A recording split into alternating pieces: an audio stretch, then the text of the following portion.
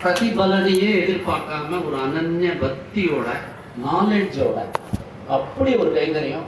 இங்கே வந்து பார்த்தீங்கன்னா வைதீக காரியங்கள் நடக்க போகுது, ஒரு ஹோமம் இருக்கு, அனுமார் மூலமந்திர ஹோமங்கள், அதுக்கு ஏற்பாடு பண்ணணும்னு சொன்னால் போகிறோம்.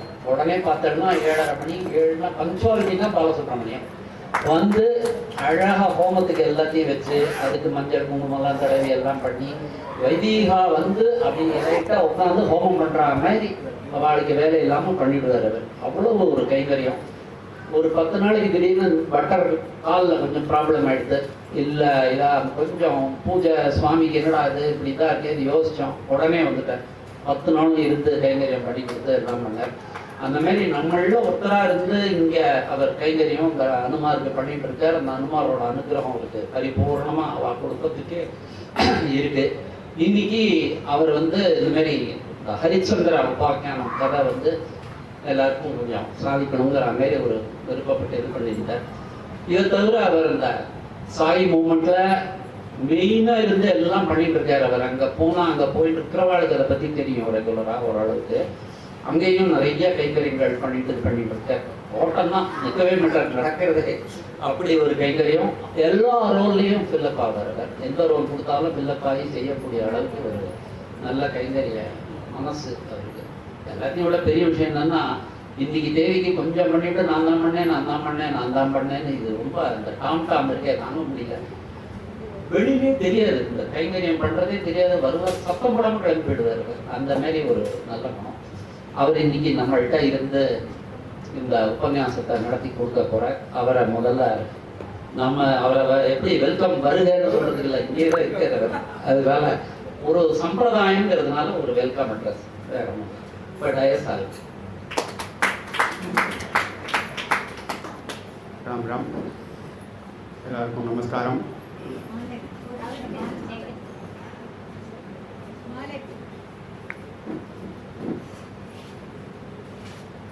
ராம் ராம்.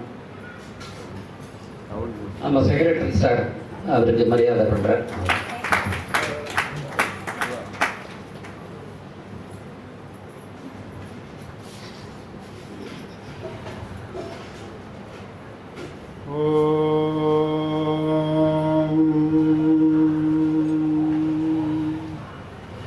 शुक्लां भरधरं विष्णुं शशिवर्णं चतुर्भुजं प्रसन्नवदनं ध्यायेत् सर्वविघ्नोपशान्तये।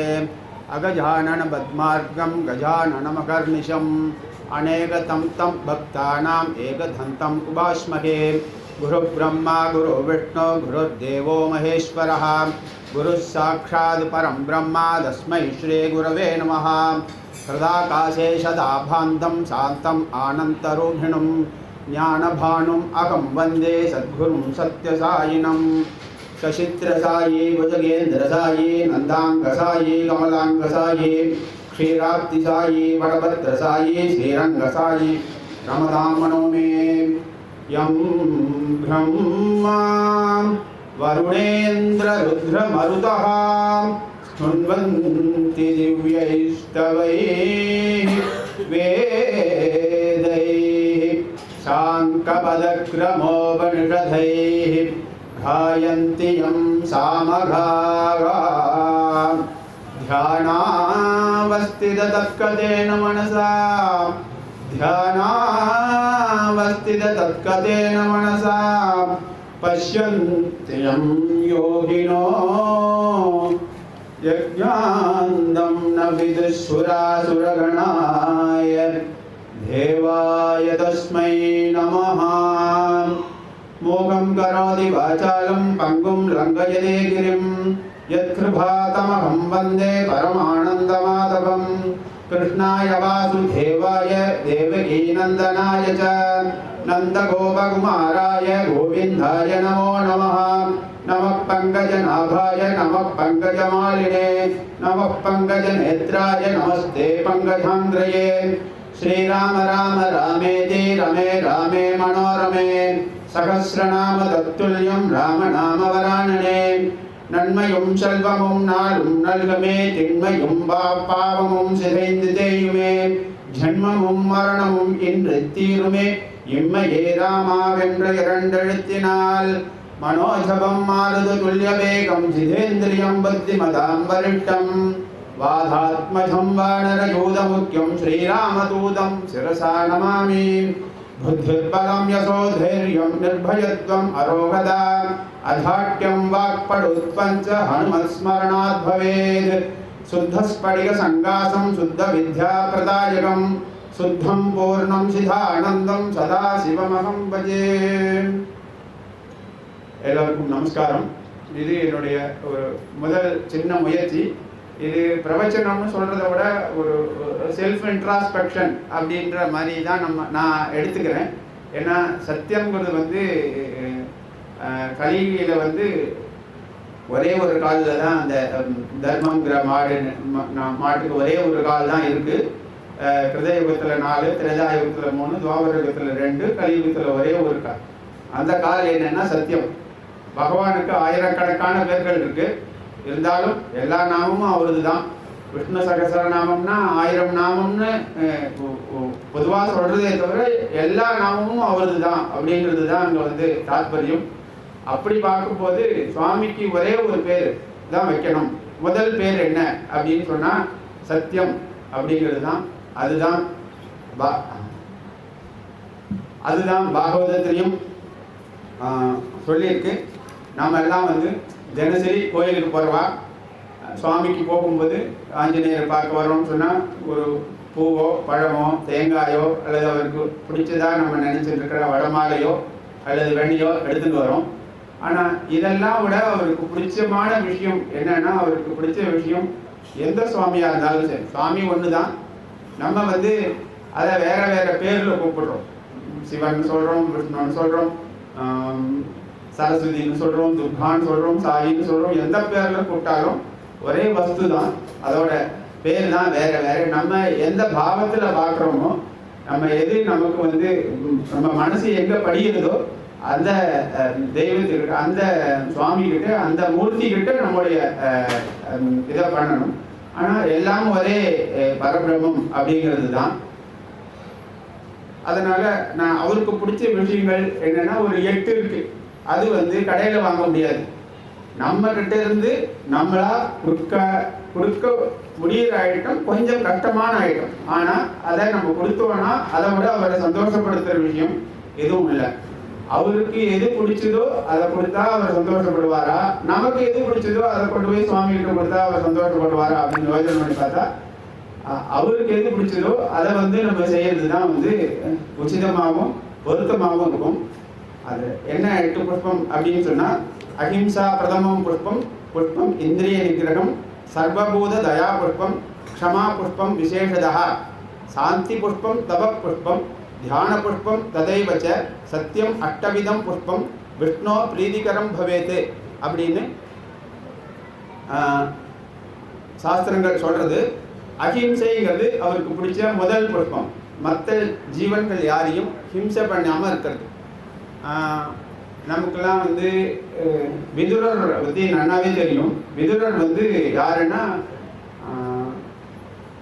யமதர்மராஜன் வந்து ஒரு சாபத்தினால ஆணிமாண்டவ அப்படிங்கிற ஒரு ரிஷி வந்து சின்ன வயசுல அந்த தும்பியெல்லாம் பிடிச்சி காலில் கல் கட்டி வாலில் கல் கட்டி அவரை அதை தொந்தரவு பண்ணார் அப்படின்னு சொல்லிட்டு அவருக்கு அடுத்த அந்த ஜென்மா முடியும் போது ஆணிமாண்டவருக்கு வந்து யமதர்மராஜன் வந்து தண்டனை கொடுக்கறதுக்காக போனோம்.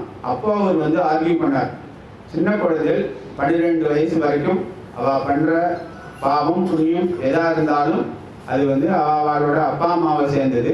அதனால என்னோட அப்பா அம்மா சரியாக கவனித்து என்னை வழிநடத்தலைன்னு சொன்னால் அதுக்கான பொறுப்பு வந்து எங்கள் அப்பாவது எங்கள் அம்மாவது என்னோட பெற்றோருதே தவிர என்னது இல்லை.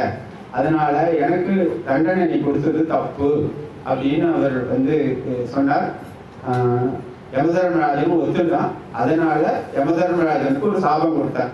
நீ வந்து ஒரு தடவை வந்து பூலோகத்தில் பிறந்து நீ வந்து உன்னுடைய இதுக்கு பிராயச்சித்தம் அதுதான் அப்படின்னு சொன்னார்.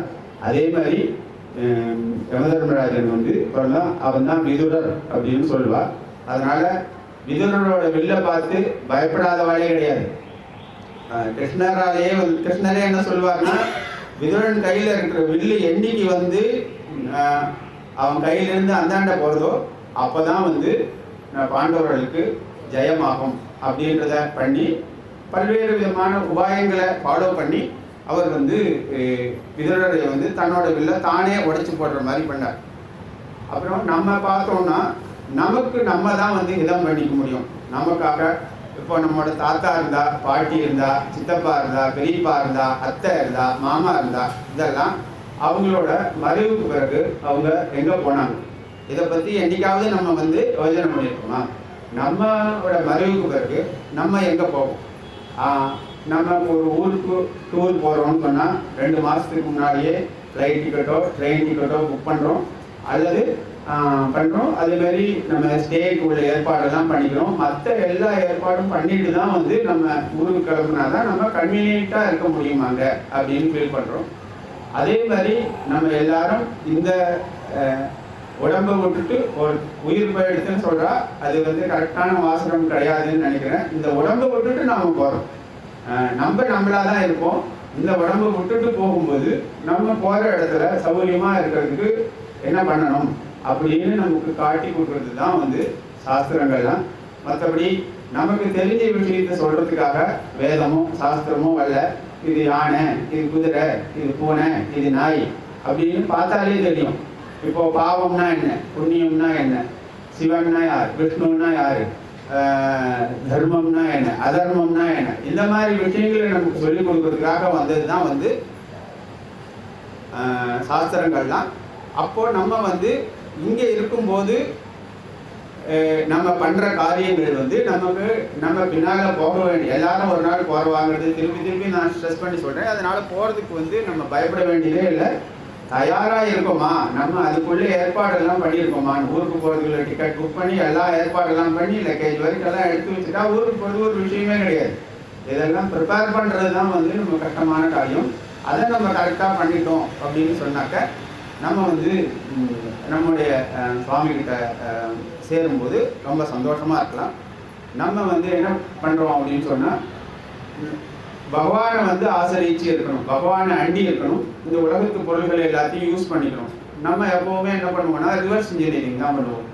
உலகத்தில் என்னால் மொபைல் இல்லாமல் இருக்கவே முடியாது, என்னால் சீரியல் பார்க்காம இருக்கவே முடியாது, என்னால் விதவிதமாக சாப்பிடாமல் இருக்கவே முடியாது, என்னால் வெளியில் டூர் போகாமல் இருக்கவே முடியாது, வேறு இந்த பழக்கம் அந்த பழக்கம்லாம் இருக்கிறவாலாம் அதெல்லாம் என்னால் விட்டுட்டு ஒரு நாள் கூட இருக்க முடியாது அப்படின்னு சொல்லுவாள். ஆனால் நம்ம எத்தனை நாள் கோயிலுக்கு போகிறோம்? கோயிலுக்கு போகும்போது எந்த விதமான பாவனையோட போகிறோம், எப்படி வந்து எவ்வளோ பியூராக போகிறோம் அப்படிங்கிறது வந்து ரொம்ப முக்கியமானது.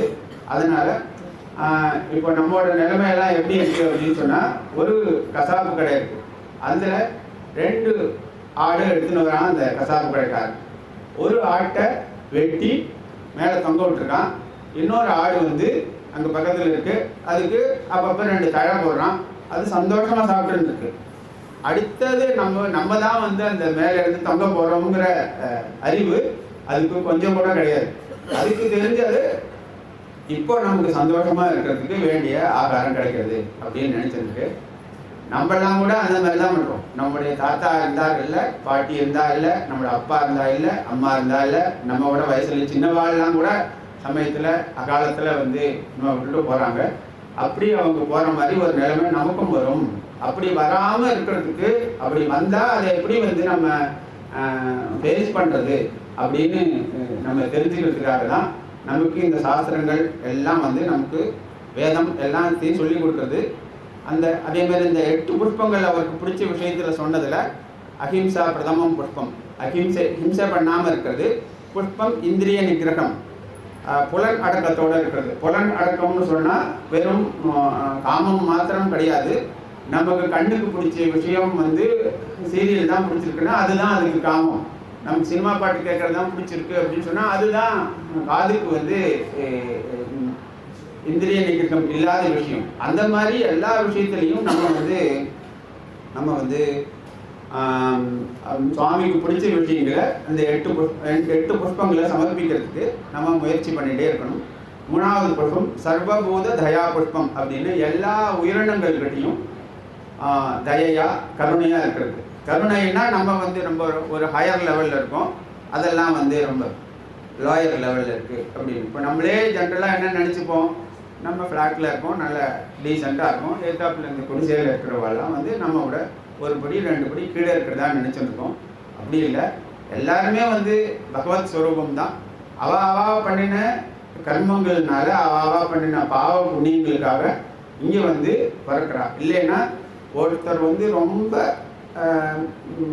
வசதியான குடும்பத்தில் வந்து பிறக்கிறார், இன்னொரு குழந்தை வந்து தெருவில் இருக்கிற சேரியில் வந்து வீடே இல்லாமல் இருக்கிற இடத்துல வந்து தெருவில் தங்கிட்டு இருக்கிற இடத்துல, ரோட்டில் தங்கி இருக்கிற இடத்துல வந்து பிறக்கிறது. இதுக்கு எந்த விதமான விளக்கமும் நம்ம ஹிந்து தர்மத்தை தவிர வேறு எதனாலையும் கொடுக்க முடியாது. இந்து தர்மம் என்ன சொல்றதுன்னா, நம்ம என்ன புண்ணிய பாவம் பண்ணினோமோ அதை அனுபவிக்கிறதுக்காக தான் நம்ம வரோம். இது வந்து இந்த கர்ம பூமியில நம்ம வந்து அப்படி பிறந்திருக்கோம். இங்கே இருக்கிற போது மறுபடி பிறக்காம இருக்கிறதுக்கு என்ன வழி அப்படின்னு பார்த்து அதை நம்ம வந்து ஃபாலோ பண்ணணும், அதை வந்து நம்ம தெரிஞ்சுக்கணும், அதை வந்து நம்ம பின்பற்றணும் அப்படின்னு சாஸ்திரங்கள்லாம் சொல்றது. அடுத்த புஷ்பம் சாந்தி புஷ்பம் அப்படின்னா அமைதியாக மனசு சாந்தியோடு இருக்கிறது. தப புஷ்பம், தபஸ் அப்படின்னா வேறுனா கண்ணை மூடிட்டு உட்காந்து பிராணாயாமம் பண்ணுறது மாத்திரம் இல்லை, நமக்கு நம்மளோட புலன்களை வெளியில் போக விடாமல் பகவான்கிட்ட எவ்வளோ நேரம் நம்மளால் நிறுத்த முடியுது அப்படின்னு பார்த்தா, நம்மளால் மணிக்கணக்கில் இல்லை நிமிஷக்கணக்கில் நிறுத்துறதே கஷ்டமாக இருக்கும். இங்கே உட்காந்து பூஜை பண்ணிட்டு இருப்போம், மனசு எங்கேயோ சுற்றின்னு வரும். இங்கேருந்து ஒரு செகண்டில் அமெரிக்கா ஆகும், அடுத்த செகண்ட் அங்கேருந்து ஹைதராபாத் போகும், அடுத்த செகண்ட் அங்கேருந்து நம்ம போன தடவை போன ஒரு கல்யாணம் ஞாபகம் வரும், அடுத்தது எல்லா விஷயமும் ஞாபகம் வரும், எது எது தேவையில்லையோ அதெல்லாம் ஞாபகம் வரும். ஆனால் அந்த மாதிரி இல்லாமல் மனசு ஒன்றி இருக்கிறதுக்கு பேர் தபஸ்ன்னு நான் நினைக்கிறேன். தியான பழக்கம் அதே மாதிரி பகவானையே எப்பவும் வந்து அவரையே ஸ்மரிச்சுன்னு இருக்குது, அவரே நினைச்சுன்னு இருக்குது. அந்த காலத்துல எல்லாம் இந்த மாதிரி கார்பரேட் ஹாஸ்பிட்டல்ஸ் அதெல்லாம் கிடையாது. அதனால வயசாகி உடம்பு முடியலன்னு சொன்னா, ஆத்துல பெரியவா முடியலன்னா வந்து விசாரிக்கிறவான்னு கேட்பான்னு, அவருக்கு ஸ்மரணை இருக்கா அப்படின்னு கேட்பா. ஸ்மரணைன்னா நினைவு இருக்கா அப்படின்னு அர்த்தம். ஸ்மரணைன்னா வெறும் உலக நினைவு மட்டும் இல்லாமல் சுவாமியை பற்றின நினைவு நமக்கு எப்பப்பெல்லாம் இருக்கோ அதுதான் நம்ம வந்து நிஜமா ஸ்மரணையா இருக்கிற நேரம். 8வது புஷ்பம் ரொம்ப முக்கியமான புஷ்பம் என்ன அப்படின்னா சத்தியம் அப்படின்னு. அந்த சத்தியம் அப்படிங்கிற அந்த ஒரு விஷயத்தை மட்டும் நம்ம ஃபாலோ பண்ண ஆரம்பித்தால், கட்டம் தான் இல்லைன்னு சொல்லலை, ஆனால் ஃபாலோ பண்ண ஆரம்பித்தால் பாக்கி எல்லா தர்மங்களும் பாக்கி எல்லாம் சுவாமி உள்பட நம்ம தேடிட்டு வருவார், நம்ம தேடிட்டு போக வேண்டிய அவசியமே இல்லை. அதனால சத்தியம் அட்டவிதம் புஷ்பம் விஷ்ணு பிரீதிகரம் பவேது அப்படின்னு சாஸ்திரங்கள் சொல்றது. அதனால இப்போ வேதங்கள்லாம் வந்து நம்முடைய வழிகாட்டுறதுக்காக வந்திருக்கு அப்படின்னு சொன்னேன். இதில் வேதங்களுக்கு பேர் வந்து ராஜசம்ஹிதைன்னு பேர். என்னன்னா எல்லாம் ஆர்டர் தான் பண்ணும், சுருக்கமாக இருக்கும், ஆர்டர் பண்ணும். மாத்ரு தேவோத்பவாம், பித்ரு தேவோத்பவாம், ஆச்சாரிய தேவோத்பவாம், அதிதி தேவோத்பவாம் அப்படின்னு அம்மாவை வந்து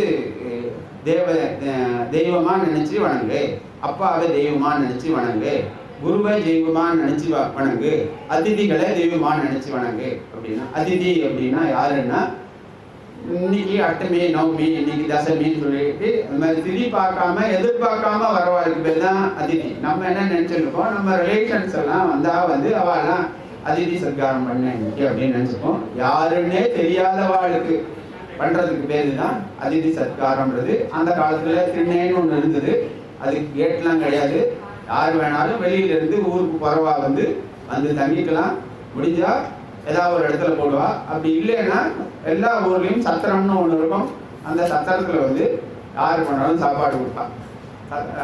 யாரோ ஒருத்தர்கிட்ட போய் எனக்கு கொஞ்சம் பசிக்கிறது ஏதாவது கொடுக்க முடியுமான்னு ஒருத்தர் கேட்டாராம். அதோ அந்த சத்திரம் இருக்கு பாருங்க, அந்த சத்திரத்தில் போனால் சாப்பாடு போடுவா அப்படின்னு சொன்னார். அது வந்து கரெக்டான இது கிடையாது இல்லை. அதனால அந்த மாதிரி அங்கே போனால் சாப்பாடு கிடைக்கும்னு சொல்கிறதோட நம்மளால் முடிஞ்சது என்னவோ காசாக யாருக்கும் கொடுக்க வேண்டாம், ஏன்னா மிஸ்யூஸ் பண்ணுறதுக்கான சான்சஸும் இந்த காலத்தில் இருக்குது. அதனால் ஏதாவது அவளுக்கு பசின்னா சாப்பாடுன்னா சாப்பாடை வாங்கி தர வேண்டியது, வேற அவளுக்கு எது வேணுமோ அந்த மாதிரி கேட்டு பண்ணணும். சுவாமி என்ன சொல்கிறாருன்னா, நீ வந்து அந்த மாதிரி பண்றது வந்து எந்த பாவனையோட பண்ணணும்னா எனக்கே நீ அர்ப்பணம் பண்றதா நினைச்சுன்னு பண்ணணும் அப்படின்னு. விஸ்வம் விஷ்ணு பிரகட்காரகா அப்படின்னு விஷ்ணு சஹஸ்ரநாமம் ஆரம்பிக்கிறது. உலகம் பூரா இந்த பிரபஞ்சம் பூரா சுவாமி பரவி இருக்கார். அவர் இல்லாத இடமே இல்லை. அவரோட பேர் தான் சத்தியம்னு சொன்னேன். சத்தியம்னா என்னன்னா எப்போதும் மாறாம இருக்கிறது எதுவோ அதுதான் சத்தியம். நமக்கு முன்னால இந்த பிரபஞ்சம் ஆரம்பிக்கிறதுக்கு முன்னால இருந்தார். பிரபஞ்சம் முடியும் போது திருப்பி அவர் தான் இருக்க போறார். அப்படின்னா நடுப்புற இருக்கிறது யாரு? அதுவும் அவர் தான். உலகம் வேற, சுவாமி வேற, நான் வேற அப்படின்னு நினைக்கிறத போல ஒரு அடிமுட்டாள்தனம் எதுவுமே கிடையாது. ஆனா நம்ம வந்து நான் அப்படிங்கிறத வந்து இந்த உடம்புக்கு கனெக்ட் பண்ணி இதோட இருக்குன்னு நினைச்சுட்டு இருக்கோம். நம்ம வந்து இந்த உடம்புல இருந்து உடம்பை விட தாண்டினவன். நம்ம உடம்பு வந்து நம்ம ஜீவாத்மா ஒரு ரெடி பண்ற ஒரு என்ன சொல்றது ஒரு பெரிய டிவி ஷோ.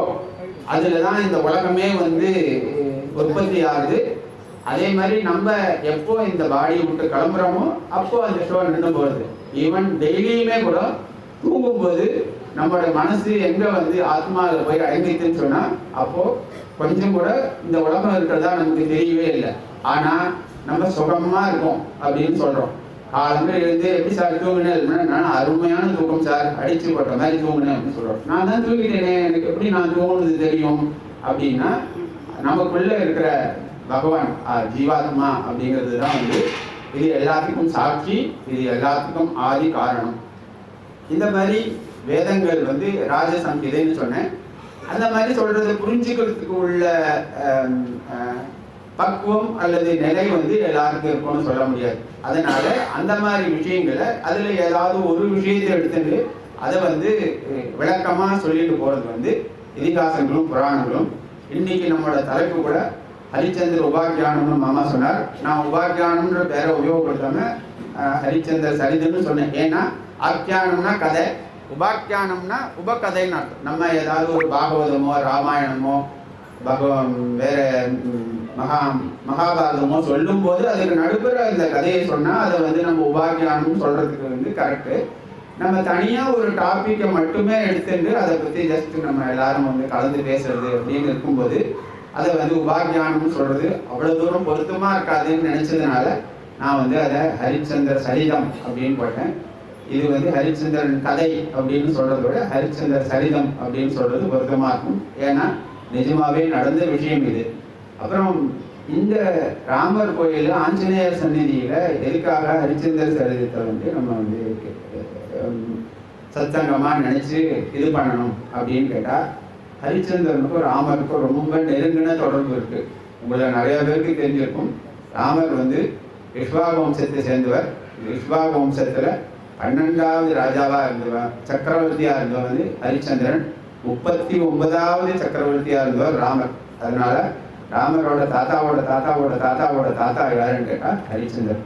ஹரிச்சந்திரன்லாம் வந்து நம்ம யாராவது ஒருத்தர் வந்து நிஜம் பேசுறது, நான் நீ பெரிய ஹரிச்சந்திரன் ஆகும் அப்படின்னு இப்போ கூட வந்து ஹரிச்சந்திரன் வந்து நம்ம சத்தியம் அப்படிங்கிறதுக்கு ஒரு உருவகமா ஒரு எடுத்துக்காட்டா ஒரு அடையாளப்படுத்துகிற விஷயமா நம்ம வந்து நினைக்கிறோம். ஆனால் ஹரிச்சந்திரனோட நமக்கு சம்பந்தம் இல்லைனாலும் ஹரிச்சந்திரனோட அப்பாவோட நமக்கு ரொம்ப நெருங்கின தொடர்பு இருக்கு. ஹரிச்சந்திரனோட அப்பா பேரு யாராவது சொல்ல முடியுமா? திரிசங்கு. திரிசங்கு சொர்க்கம்ன்ற வார்த்தையை நிறைய பேர் கேள்விப்பட்டிருக்கோம். ஆனால் திரிசங்கு வந்து இக்ஷ்வாகு வம்சத்துல வந்த ஒரு சக்கரவர்த்தி தான். அவன் வந்து இந்த பூத உடம்போட சொர்க்கத்துக்கு போகணும் அப்படின்னு ஆசைப்பட்டான். அப்போ அவனை அனுப்புறேன் அப்படின்னு சொல்லி அதுக்குள்ள ஏற்பாடு பண்ணது யாருன்னு சொன்னா விஸ்வாமித்திரர் தான். அந்த விஸ்வாமித்திரர் வந்து ஹரிச்சந்திரனுக்கு பின்னால நம்ம பார்க்க போறோம் எதுக்காக இவ்வளவு தொந்தரவு கொடுத்தார். இந்த மாதிரி எல்லாம் கூட ஒருத்தரால தொந்தரவு கொடுக்கணும்னு நினைக்க முடியுமா அப்படின்னு நம்ம யோசனை பண்ண அது காரணம் கிடையாது. ஹரிச்சந்திரனோட முதல் பிரிவில அவனோட பேரு திரிலோச்சனன்னு பேரு. அவன் வந்து அப்பவே ரொம்ப நேர்மையாக தான் இருந்தான். அவனை வந்து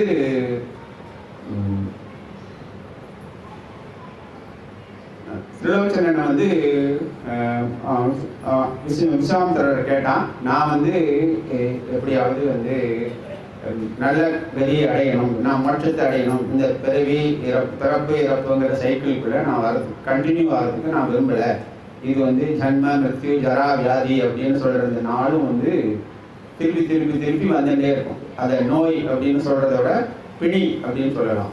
நோய்க்கும் பிணிக்கும் என்ன வித்தியாசம்னா, நோய்னா மருந்து சாப்பிட்டா சரியாக போயிடும், பிணினா மருந்து சாப்பிட்டா அப்போ சரியாக போகும், கொஞ்ச நேரம் கழிச்சு மறுபடியும் வரும். பசி அதனால தான் பசிப்பிணி அப்படின்னு ஔவையார் வள்ளுவர்லாம் சொல்லுவாங்க. ஏன்னா ஒரு தடவை வரும், சாப்பிட்டா திருப்பி போகும், அடுத்தது மறுபடியும் பசிக்கும், மறுபடியும் சாப்பிடுவோம், நம்ம அப்போ அடங்கும், மறுபடியும் வந்துட்டே இருக்கும். இதே மாதிரி வந்து அதே மாதிரி தூக்கம், காமம், இதெல்லாம் வந்து ஒரு பிணி. அதை வந்து முழுமையாக வந்து நம்ம கிட்ட இருந்து அகற்றுறதுங்கிறது முடியாது. அதுக்கு வந்து ஒரு ரிலீஃப் தான் கொடுக்கலாம். அந்த ரிலீஃப் என்னன்னா, பசிக்கு ரிலீஃப் வந்து சாப்பாடு, எவ்வளோ மிதமான சாப்பாடு, சத்வமான சாப்பாடு எவ்வளோ வேணுமோ அவ்வளோ மட்டும் சாப்பிட்டா நம்ம சொல்கிறத உடம்பு கேட்கும், உடம்பு சொல்கிறத நம்ம கேட்டால் அப்புறமா டாக்டர் சொல்கிறத நம்ம கேட்க வேண்டியது வருது. அதேமாரி ராம அவதாரம் அப்படிங்கிற ராமாயணம் அப்படிங்கிறது இடத்துல பித்ருவாக்கிய பரிபாலனம், அப்புறம் மனுஷ தர்மத்தை எப்படி வந்து ஒரு மனுஷனா எப்படி இருக்கணும் அப்படின்னு நடத்தி காட்டுறதுக்காக வந்த அவதாரம் வந்து ராமாவதாரம். வெறும் பித்ருவாக்கிய பரிபாலனத்தை மட்டுமே ஃபாலோ பண்ணுறதுக்காக, அதை விளக்கிறதுக்காக ஒரு அவதாரம் இருக்குது. அது வந்து பரசுராம அவதாரம். உங்களுக்கெல்லாம் தெரிஞ்சிருக்கும். ஜமதக்னி முனிவர் ரேணுகாதேவி கிட்ட இந்திரன் வந்து ஜமதக்னி முனிவர் வடிவத்தில் வந்து தப்பாக நடந்துன்றதுனால அதில் ரேணுகாதேவிக்கும் பங்கு உண்டு அப்படின்னு ஜமதக்னி முனிவர் நினச்சி அவரோட பையன் பரசுராமன்ட்ட உங்கள் அம்மாவோட தலையை வெட்டி கொண்டு வா அப்படின்னு சொன்னார். மறு பேச்சு பேசுகிற போனார், வெட்டி கொண்டு வந்து வச்சுட்டு ரொம்ப சந்தோஷம், உனக்கு என்ன வேணும் அப்படின்னு. எங்கள் அம்மா எனக்கு திருப்பி உயிரோட வேணும் அப்படின்னு சொன்னார். அதே மாதிரி அவர் வந்து திருப்பி அவர் உயிரோட எழுப்பி கொடுத்தார் அப்படிங்கிறது சரித்திரம். அந்த அளவுக்கு அவளுக்கு தபஸ் இருந்தது, அந்த அளவுக்கு அவளுக்கு பவர் இருந்தது. அதனால தான் அவள் அந்த மாதிரி கோபப்பட்டானா கூட அது வந்து நமக்கு நன்மையை தான் தருமே தவிர கெட்டதை தராது அப்படிங்கிறது. அதே மாதிரி தியாக அன்போட விளக்கிறதுக்காக வந்த ஒரு அவதாரம் எதுன்னா கண்ணப்ப நாயனார் சரித்திரம். இது ஒரு டாபிக்குமே ஒன்னொன்னும் 1 மணி நேரம் 1.5 மணி நேரம் பேசுகிற இது ஜஸ்ட் நம்ம ஒரு எந்த டாபிக் யாருக்கு ரிலேட்டட் அப்படின்னு நம்ம வந்து இது பண்ணிக்கிறதுக்காக ஜஸ்ட் டச் பண்ணுறேன். கண்ணப்பன் ஒப்பதோர் அன்பின்மை கண்டபின் என்னப்பன் என்னையும் ஆட்கொண்டொருளி வண்ணப்பணித்தென்னை வாவென்ற வான்கருணை சுண்ண பொன்னேற்றிற்கே சென்றுவதாய் போத்தும்பி அப்படின்னு மாணிக்கவாதிகர் சொல்றாரு. கண்ணப்பனோட அன்பு பார்த்துட்டு அப்புறம் என்னோட அன்பையும் பார்த்தேன். அது அந்த கொடியில் இருக்கு, நான் இந்த கொடியில் இருக்கேன். இருந்தாலும் கூட நீ என்னையும் வந்து ஒரு பொருட்டா மதிச்சு என்னை வந்து நீ வந்து ஆட்கொண்டியே அப்படின்னு மாணிக்கவாதிகர் சொல்றாரு. திருவாசகத்துக்கு உருவாதார், ஒரு வாசகத்துக்கும் உருவாருங்கிறது எல்லாரும் சொல்லுவோம். ஆனால் அந்த ஒரு வார்த்தை மட்டும்தான் தெரியும். திருவாசகம் தெரியுமான்னு கேட்டால் தெரியாது. ஒரு நாளைக்கு நம்ம எவ்வளவோ டைம் வேஸ்ட் பண்ணுறோம் மொபைலில், வேறு சீரியல், நியூஸ் பேப்பர் பார்க்குறதோ அல்லது டிவியில் நியூஸ் தெரிஞ்சுக்கிறதோ தப்புன்னு சொல்லலை.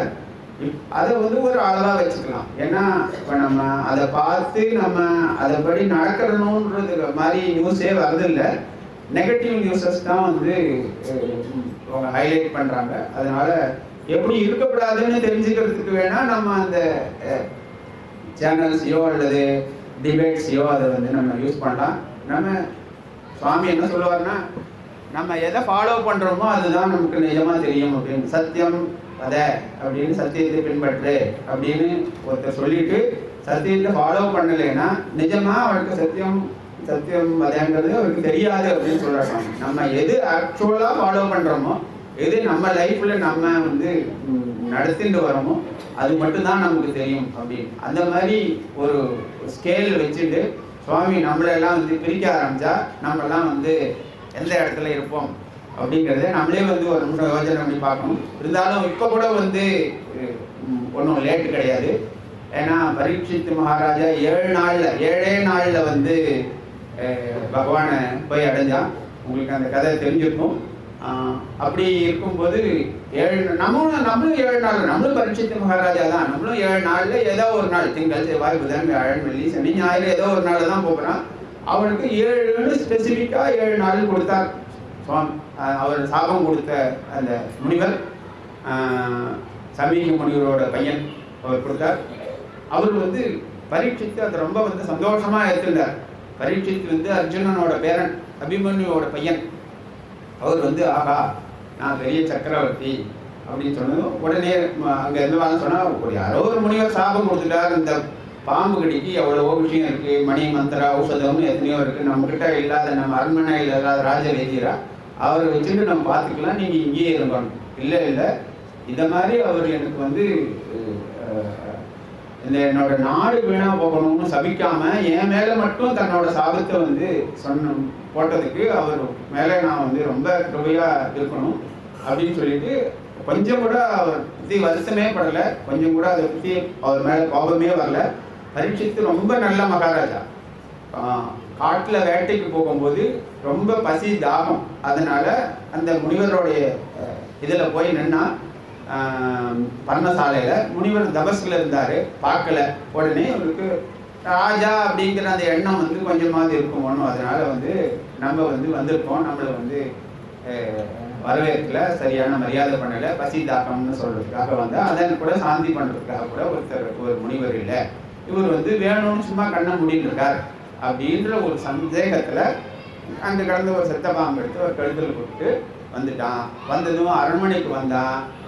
ஆனாலும் அவனோட மனசு உடனே வந்து அரண்மனைக்கு வந்தான், சாப்பிட்டான். உடனே வந்து பழையபடி எல்லா அவரோட கான்சியன்ஸ் எல்லாம் வந்து ரீகெயின் ஆச்சு. ஆகா நம்ம தப்பு பண்ணிட்டோமே, மற்றவாழ்லாம் தப்பு பண்ணால் கண்டிக்க வேண்டிய ராஜா வந்து நம்ம வந்து தப்பு பண்ணால் இது நம்ம நாட்டுக்கே இல்லை ஒரு பெரிய கட்டமாயிடும் அப்படின்னு நினச்சிட்டே இருக்கும்போது தான் அந்த சம்பிக்க முனிவருடைய பையன் அனுப்பின தூதாலாம் வந்து இந்த மாதிரி உங்களுக்கு ஒரு சாபம் போட்டிருக்கார் அப்படின்னு சொன்னதும் ரொம்ப சந்தோஷமாக அதை ஏற்றுண்டு கங்கை கரையில் வந்து சுகமுனிவர்கிட்ட உட்காந்து 7 நாளில் சுவாமியை வந்து அடைஞ்சாங்க. அப்படி இருக்கும்போது நமக்கு 7 நாளில் என்னன்னு தெரியாது, எவ்வளோ நாள் இருந்தாலும் போடும், எத்தனை நிமிஷம் எத்தனை செகண்ட் இருந்தால் கூட போடும். லாஸ்ட் செகண்டில் சுவாமியை வந்து நினச்சா நிச்சயமாக நான் வந்து என்னோட அவரை சேர்த்துக்கிறேன் அப்படின்னு சொல்கிறார். லாஸ்ட் செகண்ட் எப்போ வரும்னு நமக்கு தெரியாததுனால, அது இல்லாமல் நம்ம எதை வந்து ப்ராக்டிஸில் வச்சுருக்கோமோ அதுதான் லாஸ்ட் மினிட்ல நமக்கு வரும்.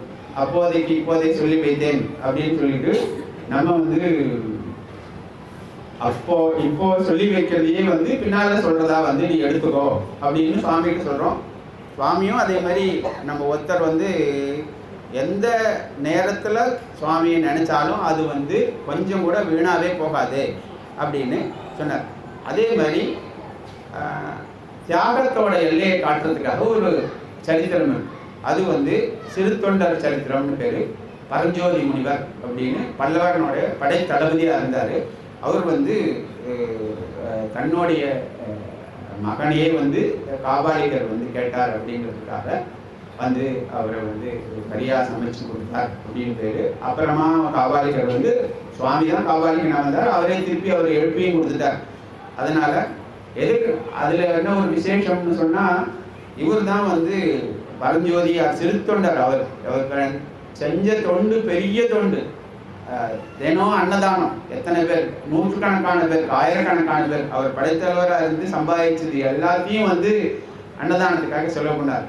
ஏன் அப்படின்னா அவர் வந்து கர்ணனோட மறுபிறப்பு அப்படின்னு ஒரு சரித்திரம் உண்டு. கர்ணன் வந்து மகாபாரத கடைப்படி மோட்சத்துக்கு போனான்னு இல்லை, சொர்க்கத்துக்கு போனான்னு தான் இருக்கு. சொர்க்கத்துக்கு போனதும் இந்திரனோட வரவேற்று ஒரு பெரிய மாளிகையெல்லாம் காமிச்சு, நீ இங்கெல்லாம் வந்து இங்கே இந்த பில்டிங்கில் இருக்கிறது எல்லாம் உனக்கு சொந்தமானது, நீ எல்லாத்தையும் யூஸ் பண்ணிக்கலான்னு பார்த்தா எங்கே பார்த்தாலும் ஒரே தங்கம், வைரம், வைடூரியம், வெள்ளி அப்படின்னு ஒரே நகரத்தனமாக கிடக்கு. கொஞ்ச நேரம் சுற்றி பார்த்தா அப்புறம் பசி வந்தது, சாப்பிட்றதுக்கு ஏதாவது இருந்தால் தேவையில்லை அப்படின்னா இதுக்குள்ளே இருக்கிறது என்னவோ அதுதான் நீ கீழே இருக்கும்போது கொடுத்தது. அதனால இதுல இருந்து தான் நீ யூஸ் பண்ணிக்க முடியுமே தவிர வந்து உனக்கு சாப்பாடுன்னு ஒன்று தனியாக கொடுக்க முடியாது. அன்னதானமும் தீர்த்த தானமும் தானத்திலே ரொம்ப வசந்த தானம்னு சொல்லுவா. ஏன்னா மற்ற தானங்கள்லாம் கொடுக்கணும்னா அதுக்குள்ள பாத்திரம் பார்த்து அதுக்கு தகுதியானவாளான்னு பார்த்து கொடுக்கணும். அன்னதானத்துக்கு தீர்த்த தானத்துக்கும் ஒண்ணுமே கிடையாது. ஏன்னா எல்லாருக்கும் பசி இருக்கு, எல்லாருக்கும் தாகம் இருக்கு. அதனால எல்லாருக்கும் வந்து இதை வந்து வேறுபாடு பார்க்காம கொடுக்கலாம். கொடுக்கும்போது என்ன எண்ணத்துல கொடுக்கணும் அப்படின்னு சொன்னா ரொம்ப கீழான நிலையில இருக்கா, நம்ம மேலான இருக்கோன்னு நினைச்சுக்காம சுவாமிக்கு நம்ம வந்து அர்ப்பணம் பண்றோம் அப்படின்னு. அதுதான் வந்து சத்யசாய் ஆர்கனைசேஷன்ஸ்ல வந்து இது அன்னதானம்னு சொல்றதில்ல, நாராயண சேவை அப்படின்னு, நாராயணனுக்கு செய்யக்கூடிய சேவை அப்படின்னு சொல்றோம். அந்த மாதிரி அந்த அன்னதானத்தோடைய தியாகத்தோடைய ஒரு சிறப்பை காமிக்கிறதுக்காக வந்தவர் தான் வந்து சிறுத்தொண்டர் ஆர் பரஞ்சோதி. அதே மாதிரி சத்தியத்தோட உயர்வை காமிக்கிறதுக்காக வந்த ஒரு புராணம் தான் வந்து ஒருத்தர் தான் வந்து ஹரிச்சந்திரன். ஒரு மனுஷன்னா யார் அப்படின்னு சொன்னா, ஒரு மனுஷன்னா 3 விதமான குவாலிட்டிஸ் அவனுக்கு இருக்கணும். ஒன்று ஆத்ம குணம், இன்னொன்று ஆச்சாரம், இன்னொன்று ஆராதனம். ஆத்ம குணம் என்னன்னா சத்தியம் பேசுறது, பொய் பேசாம இருக்கிறது. ரெண்டுக்குமே டிஃபரன்ஸ் இருக்கு. இருந்தாலும் சத்தியம் பேசுறது, பொய் பேசாம இருக்கிறது, மற்றவர்கிட்ட இந்த அட்ட புஷ்பத்துல தயா புஷ்பம், சாந்தி புஷ்பம் அதெல்லாம் சொன்னோம்ல, இந்த புஷ்பத்துல வர எல்லா குவாலிட்டியும் ஆத்ம குணங்கள் அப்படின்னு பேரு. புலநடக்கத்தோடு இருக்கிறது, அன்போடு இருக்கிறது, இரக்கத்தோடு இருக்கிறது, இதெல்லாம் ஆத்ம குணம்னு பேர். இது வந்து 1/3 ஆஃப் ஒரு ஹியூமன் லைஃப். அடுத்த ஒரு 1/3 என்னன்னா ஆச்சாரம் அப்படின்னு. ஆச்சாரம்ங்கிறது என்னன்னா பேசிக்கலா சுத்தமா இருக்கிறது அப்படின்னு. இப்போ நம்ம சுவாமிக்கு ஒன்று நைவேத்தியம் பண்றோம் அப்படின்னு சொன்னா குளிச்சுட்டு பூஜை பண்றதா இருக்கட்டும், வேற சுவாமியோடைய பழைய நிர்மால்யத்தை களையிறதா இருந்தா கூட நம்ம வந்து நிர்மால்யம்னு சொல்லும்போது ஒரு விஷயம் ஞாபகம் வருது. சிவனுக்கு வந்து நிர்மால்ய தோஷம் உண்டு, பெருமாளுக்கு வந்து நிர்மால்ய தோஷம் கிடையாது. அதனால ஒரு 10 துளசி இருந்ததுன்னா அந்த துளசியை திருப்பி எடுத்து கூட நீங்க ஒரு சகசரநாமம் பண்ணலாம். ஆனா சிவனுக்கு அந்த மாதிரி பண்ண கூடாது அப்படின்னு அந்த காலத்துல இருந்து வச்சிருக்காரு. ஏன்னா நிர்மால்ய தோஷம் அப்படிங்கிறது ஒரு தடவை அவர் ஆஃபர் பண்ணிட்டா அது வந்து பிரசாதம் ஆயிடுது. அப்புறமா திருப்பி நம்ம அது வந்து யூஸ் பண்ண முடியாது அப்படின்னு சொல்லுவார். அந்த மாதிரி ஆச்சாரமா இருக்கிறது, தினம் குடிக்கிறது, காலம்பர சீக்கிரம் எழுந்துக்கிறது, அளவா பேசுறது, அளவா சாப்பிட்றது, எல்லாருக்கிட்டையும் ஹிதமா இருந்துக்கிறது, இந்த மாதிரி விஷயம் இதெல்லாம் வந்து ஆச்சாரம்னு சொல்லலாம். அப்புறமா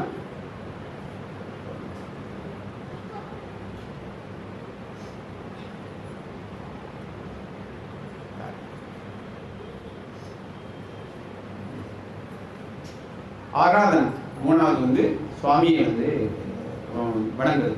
நமக்கு எந்த சுவாமி கிட்ட நம்மளோட மனசு படிகிறதோ அந்த சுவாமியை வணங்கலாம்னு தப்பே கிடையாது. ஒரே பகவான் தான் வேற வேற வேற வடிவத்தில் இருக்கார் அப்படிங்கிறது ஆரம்பத்திலே சொன்னோம். சிவஸ்ய ஹிருதயம் விஷ்ணுவோ விஷ்ணுச்ச ஹிருதயம் சிவா அப்படின்னு.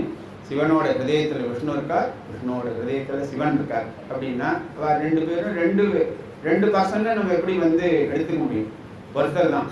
அதனால அதே மாதிரி அக்னி புராணத்துல ஒரு விஷயம் சொல்றது, யமன் வந்து என்ன சொல்லுவான் அப்படின்னா, நீ யாரெல்லாம் என்கிட்ட அழைச்சுன்னு வரலான்னு ஒரு லிஸ்ட் கொடுத்துட்டு எந்த சுவாமி கிட்டையாவது யாருக்காவது ஒருத்தனுக்கு துவேஷம் இருந்ததுன்னா, ஒரு சிவபக்தனா இருந்துட்டு அவனுக்கு விஷ்ணு மேல துவேஷம் இருந்தாவோ அல்லது விஷ்ணு பக்தனா இருந்துட்டு சிவன் மேல துவேஷம் இருந்தாவோ அவனை வந்து இந்த லிஸ்ட்ல சேர்த்து என்கிட்ட கொண்டு வந்துரு அப்படின்னு சொல்றான்.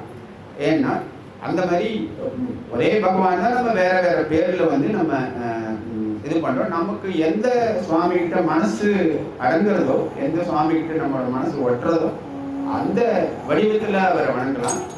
என்ன பாவத்தினையோட பண்ணணும் அப்படின்னு சொன்னா, இவர் வந்து பரபிரம்மம், ஆஞ்சநேயர் வந்து தனி அப்படின்னு. சனிக்கிழமை எனக்கு ஒரு வேலை ஆகணும்னா நான் ஆஞ்சநேயர் கோயிலுக்கு போவேன். வியாழக்கிழமை ஒரு வேலை ஆகணும்னா நான் தட்சிணாமூர்த்தி கோயிலுக்கு போவேன். சூரியன் கிட்ட ஒரு வேலை ஆக்கணும்னு நினைச்சா ஞாயிற்றுக்கிழமை போவேன். சந்திரன் கிட்ட ஒரு வேலை ஆக்கணும்னு நினைச்சா திங்கக்கிழமை போவேன். புதன் கிட்ட ஏதாவது வேலை ஆக்கணும்னு நினைச்சாக்க புதன் கிட்ட போவேன். அங்காரகன்ட்ட வேலை இருந்ததுன்னா வைத்தீஸ்வரன் கோயில் போவேன் அப்படின்னு. ஒரு சுக்கிரன்ட்ட சுக்கரதசை வேணும்னு சொன்னா வெள்ளி சுக்கிரனை வந்து நம்ம வணங்குவேன் அப்படின்னு நினைக்கிறது, இவாலாம் வேற வேற அப்படின்னு நினைக்கிறத போல ஒரு கொஞ்சம் கூட ஒரு உசிதமில்லாத விஷயம் அப்படின்னா அதுதான் அது. அந்த மாதிரி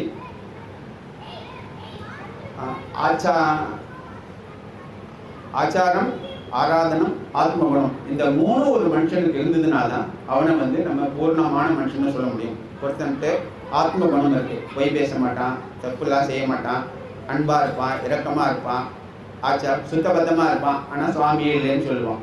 ஸோ அவளில் வந்து 3ல் வந்து ஒரு பார்ட்டு ஃபெயிலியர் ஆகிடுச்சு. அப்படின்னா ஒரு பார்ட்டு ஃபெயிலியர் ஆனாலும் ஃபெயில் தான், பாஸ் தான். அந்த மாதிரி இந்த 3மே இருக்கிறத வந்து நம்ம ஃபாலோ பண்ணுறதுக்கு ட்ரை பண்ணணும். சத்தியத்தை மட்டும் ஒருத்தர் ஃபாலோ பண்ணிட்டு வந்தால் அவர் வந்து கோயிலுக்கே போக வேண்டாம், சுவாமியை கும்பிட வேண்டாம், வேறு எந்த நல்ல காரியமும் பண்ண வேண்டாம்.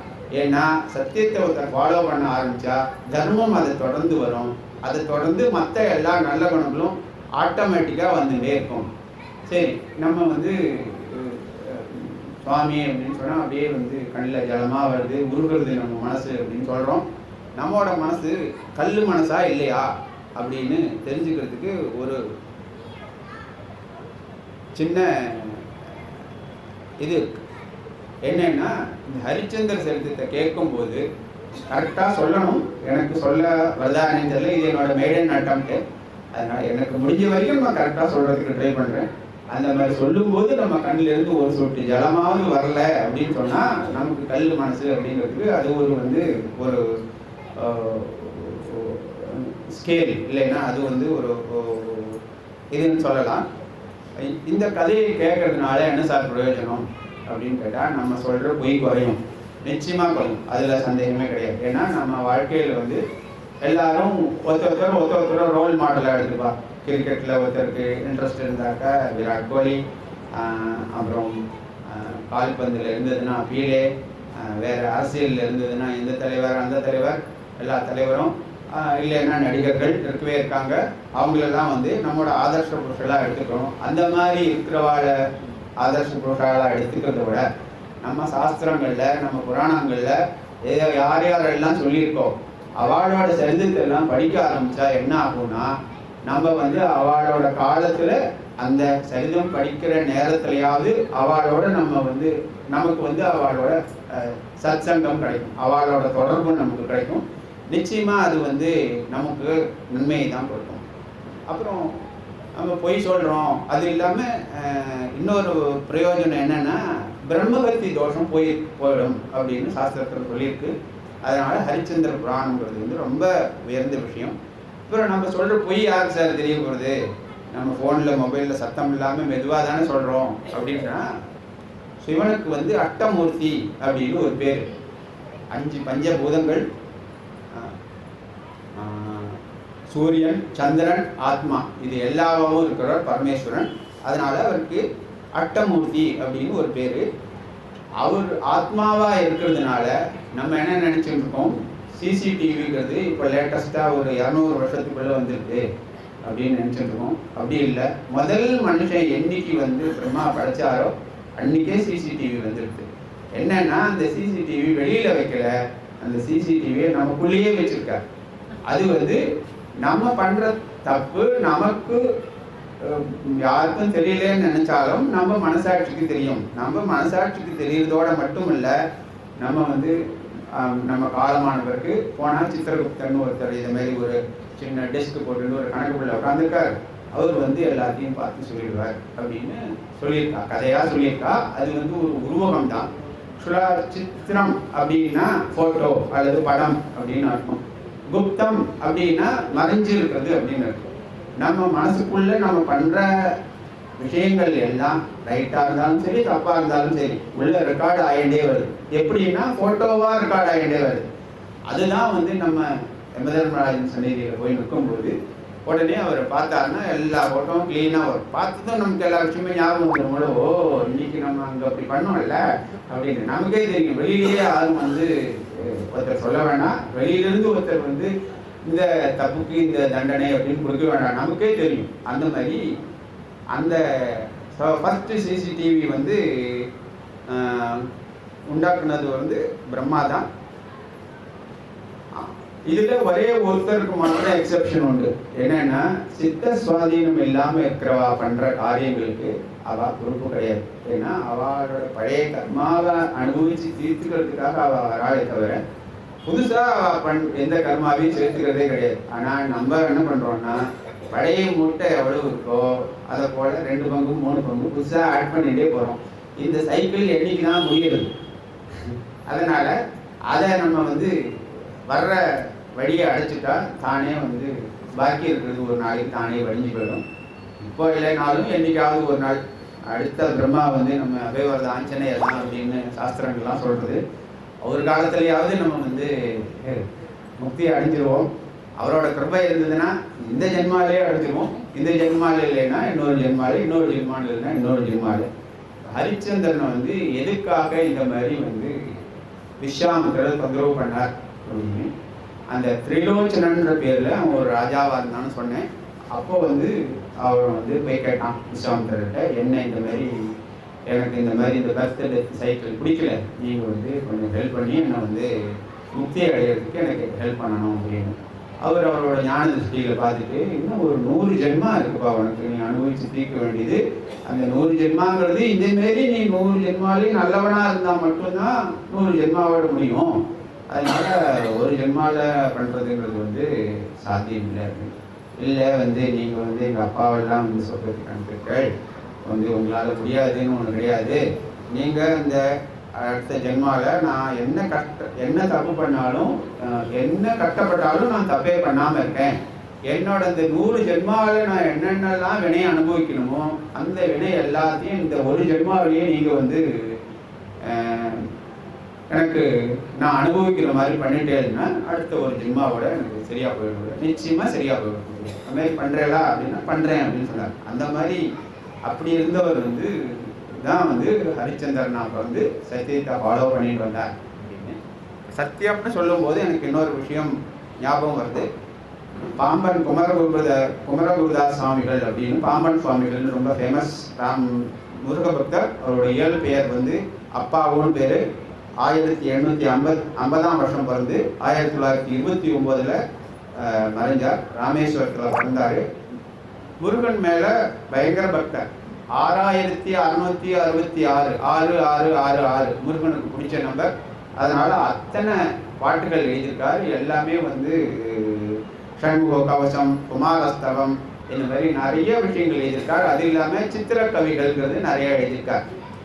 என்னென்னா தேர் மாதிரி, அப்புறம் நாகபந்தம்னு சொல்லுவா, அந்த மாதிரி அந்த படம் போட்டு அந்த ஒரு கட்டத்துக்குள்ளேயோ ஒரு எழுத்து போட்டுட்டே வந்து அழகாக வந்து அந்த பாட்டு அந்த நாகபந்தத்துக்குள்ளேயோ அல்லது தேர்க்குள்ளேயோ உட்காரும். அந்த மாதிரி இருக்கிறதுலாம் பண்ணியிருக்காரு. அவருக்கு வந்து உபய அருணகிரிநாதர்னு கூட ஒரு பேர் உண்டு. அவர் வந்து திருவான்மியூரில் வந்து அவரோட சமாதி இருக்கு. அவருக்கு வந்து முருகன் வந்து கண்கண்ட தெய்வம். ஆனால் எப்பவும் என்ன பண்ணுவார்னா, ஏதாவது ஒரு கோயிலுக்கு போகணும் அப்படின்னு சொன்னார்னா முருகன்ட்டு உத்தரவு கேட்பார். உத்தரவு கிடைச்சதுன்னா போவார். ஒரு தடவை அவரோட ஃப்ரெண்டு ஒருத்தர் வந்து பழனிக்கு நான் வந்து என்னோட சாரட்டில் போகிறேன், நீ வந்து என்ன நான் உடனே அழைச்சிட்டு போய் திருப்பி கொண்டு வந்து ஆற்றுல விட்டுறேன் அப்படின்னு சொன்னார். அப்புறம் சொல்லிட்டு உடனே கேட்டார், நீ எப்போ முருகன்ட்டு உத்தரவு வாங்கிட்டியா அப்படின்னு. வாங்கிட்டேனே அப்படின்னு சொன்னார். ஆனால் அவர் நிஜமாக வாங்கணும்னு தோணலை. இந்த சான்ஸ் கிடைக்கும் போது முருகனை தானே தரிசனம் பண்ணுறதுக்கு போகிறோம், இதை மிஸ் பண்ண வேண்டாமே அப்படின்னு சொல்லிட்டு அவர் வந்து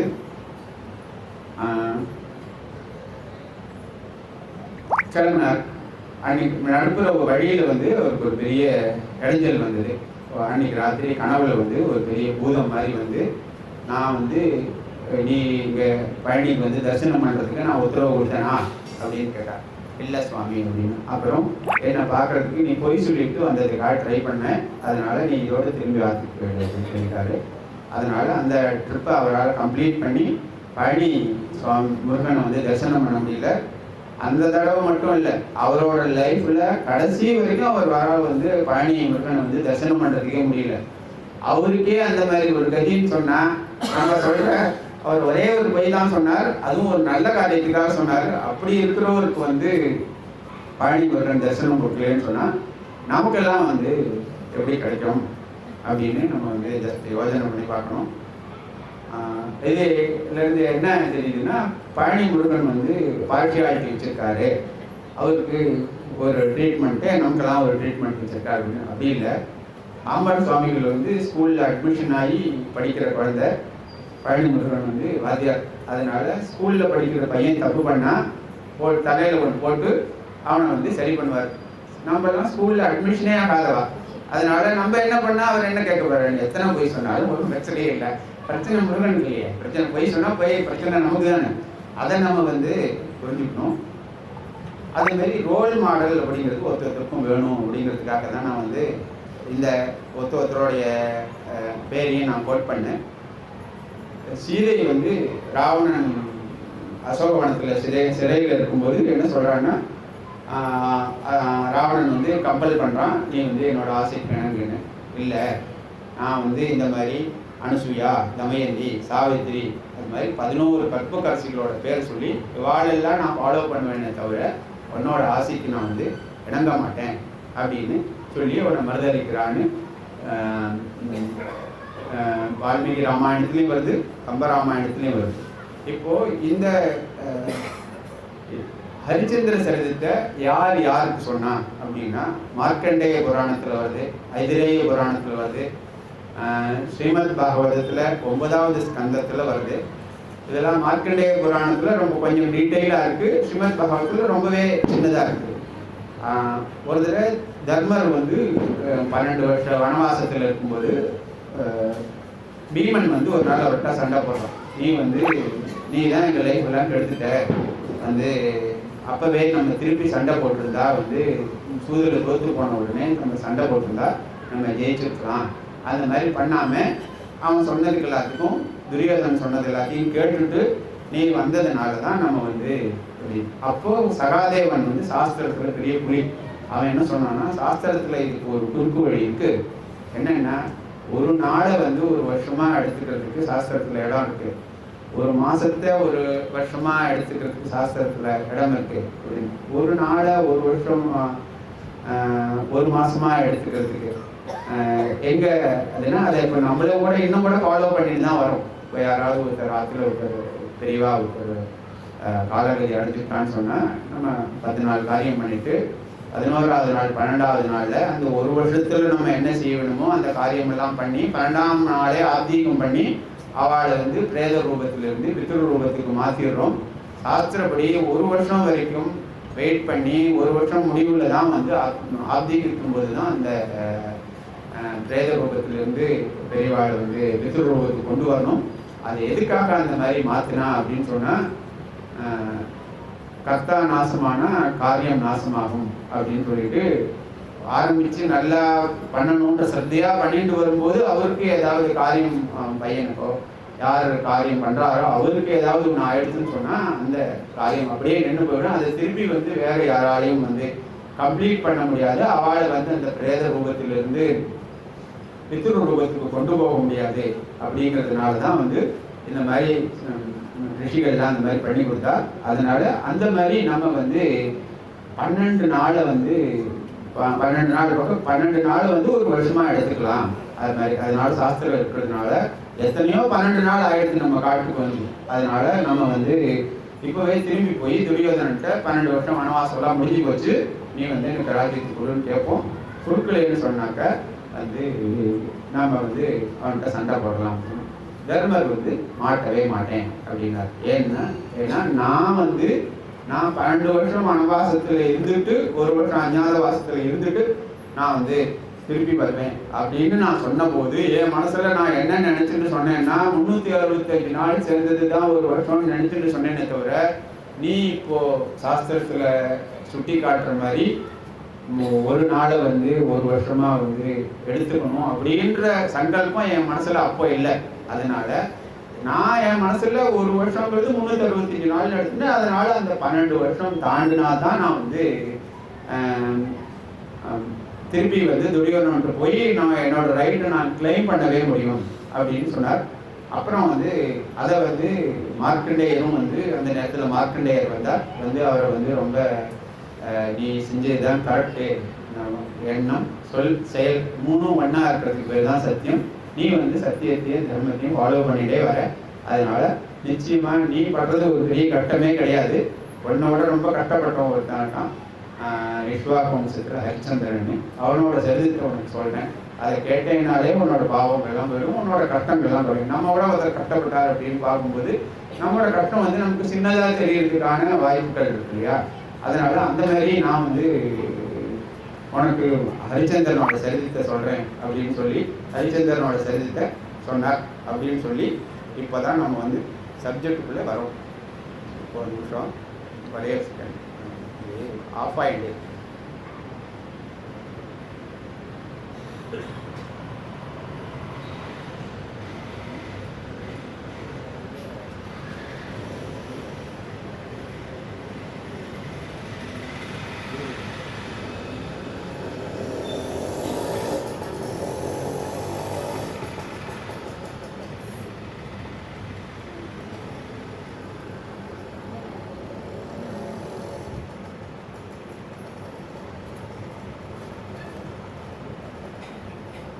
சூரிய வம்சத்தில் பிறந்தவன் ஹரிச்சந்திரன் சொன்னேன்.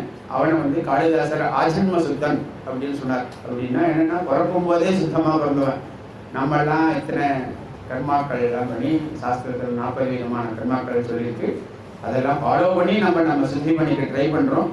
ஆனால் ஆஜன்ம சுத்தன் அப்படின்னு பிறக்கும் போதே சுத்தமாக இருந்தவன் அப்படின்னு. அதே மாதிரி பிறக்கும் போதே பக்தனாக இருந்தவங்க தான் பக்த பிரகலாதன். அது மாதிரி ஆஜன்ம சுத்தனா இருந்தவன் ஹரிச்சந்திரன். விஸ்வாகு, மாந்தாதா, சாகரன், பகீரதன், அம்பரீஷன், திலீபன், திரிசங்கு, ஹரிச்சந்திரன், ரகு, அஜன், தசரதன், ராமன் இவாளெல்லாம் சூரிய வம்சத்தில் வரிசையாக வரா. ஹரிச்சந்திரன் 12வது விஸ்வாகு வம்சத்து சக்கரவர்த்தியில் 12வது நபராக இருக்கான்.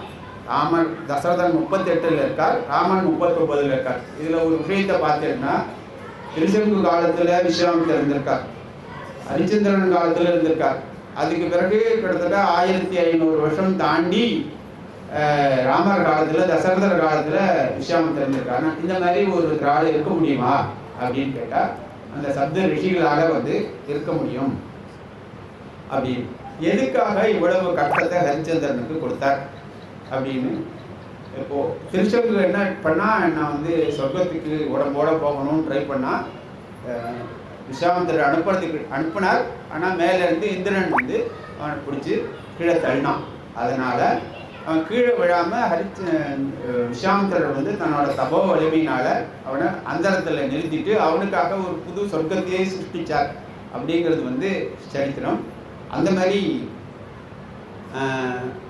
அவர் வந்து அந்த வெறும் சொர்க்கத்தை மட்டும் சிருஷ்டிக்கலையாம், எல்லாமே தனித்தனியாக. விஸ்வாமித்திரர் சிருஷ்டிங்கிறது தனி, முளக்கு வந்து பகவானுடைய சிருஷ்டி.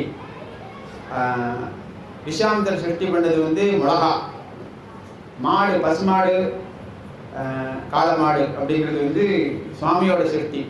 எரும மாடுங்கிறது வந்து விஸ்வாமித்திரோட சிருஷ்டி. இது மாதிரி ஒன்னொன்றுக்கும் போட்டியாக வந்து அந்த பகவான் என்னென்ன சிருஷ்டி பண்ணாரோ அந்த மாதிரி இவர் தனியாக எல்லாமே ஒரு பெரிய லிஸ்டே இருக்குது. அந்த மாதிரி ஒரு சிருஷ்டி பண்ணார் அப்படின்னு அந்த மாதிரி முயற்சி பண்ணின திருச்செங்கோட பையனான ஹரிச்சந்திரன் அவனோட சத்தியம்ங்கிற அந்த ஒரே ஒரு விஷயத்தை ஃபாலோ பண்ணதுனால ராமர் எப்படி வந்து அயோத்தியில் இருந்த அத்தனை பேரையும் வந்து தன்னோட சரையூவில் இறங்கும்போது அழிச்சுன்னு போனாரோ அதே மாதிரி ஹரிச்சந்திரனும் பின்னால் பார்க்க போகிறோம். ஹரிச்சந்திரனும் வந்து அயோத்தியில் இருந்த அத்தனை பேரையும் தன்னோட சேர்த்து மோட்சத்துக்கு அழிச்சுன்னு போனான் அப்படின்னு. அவன் வேற ஒரு தவமும் பண்ணலை. அவன் வந்து ஒரு ராஜா. அவனோட டியூட்டியை கரெக்டாக பார்த்தா சத்தியம்ங்கிறத வந்து எந்த காரணத்தை கொண்டுட்டும் அதுக்காக கொஞ்சம் கூட விட்டு கொடுக்காம இருந்தான். அந்த மாதிரி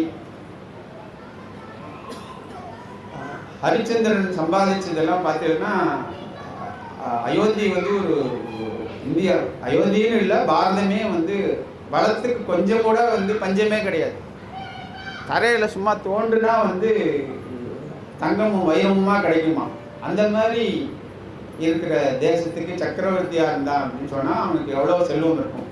அந்த செல்வத்தால் அவன் எதுக்கு யூஸ் பண்ணான் அப்படின்னா தர்மத்துக்காகவே யூஸ் பண்ணான். நம்மளும் சம்பாதிக்கிறோம், எவ்வளோ வருஷம் வேலை பார்த்தோம், எவ்வளோ சம்பாதிச்சோம் சேர்த்து வச்சோம் அதெல்லாம் நமக்காக யூஸ் பண்ணிக்கிறது அதிகமா, தர்மத்துக்காக யூஸ் பண்ணிக்கிறது அதிகமா அப்படின்னு பார்த்தா நியாயமாக 20%, மினிமம் 10% ஆகுது நம்மளோட வருமானத்தில் நல்ல காரியங்களுக்காக செலவு பண்ணணும் அப்படின்னு ஒரு பிரின்சிபல் நம்ம வச்சுட்டோம்னா அது எந்த விதமாக வேணா இருக்கலாம்.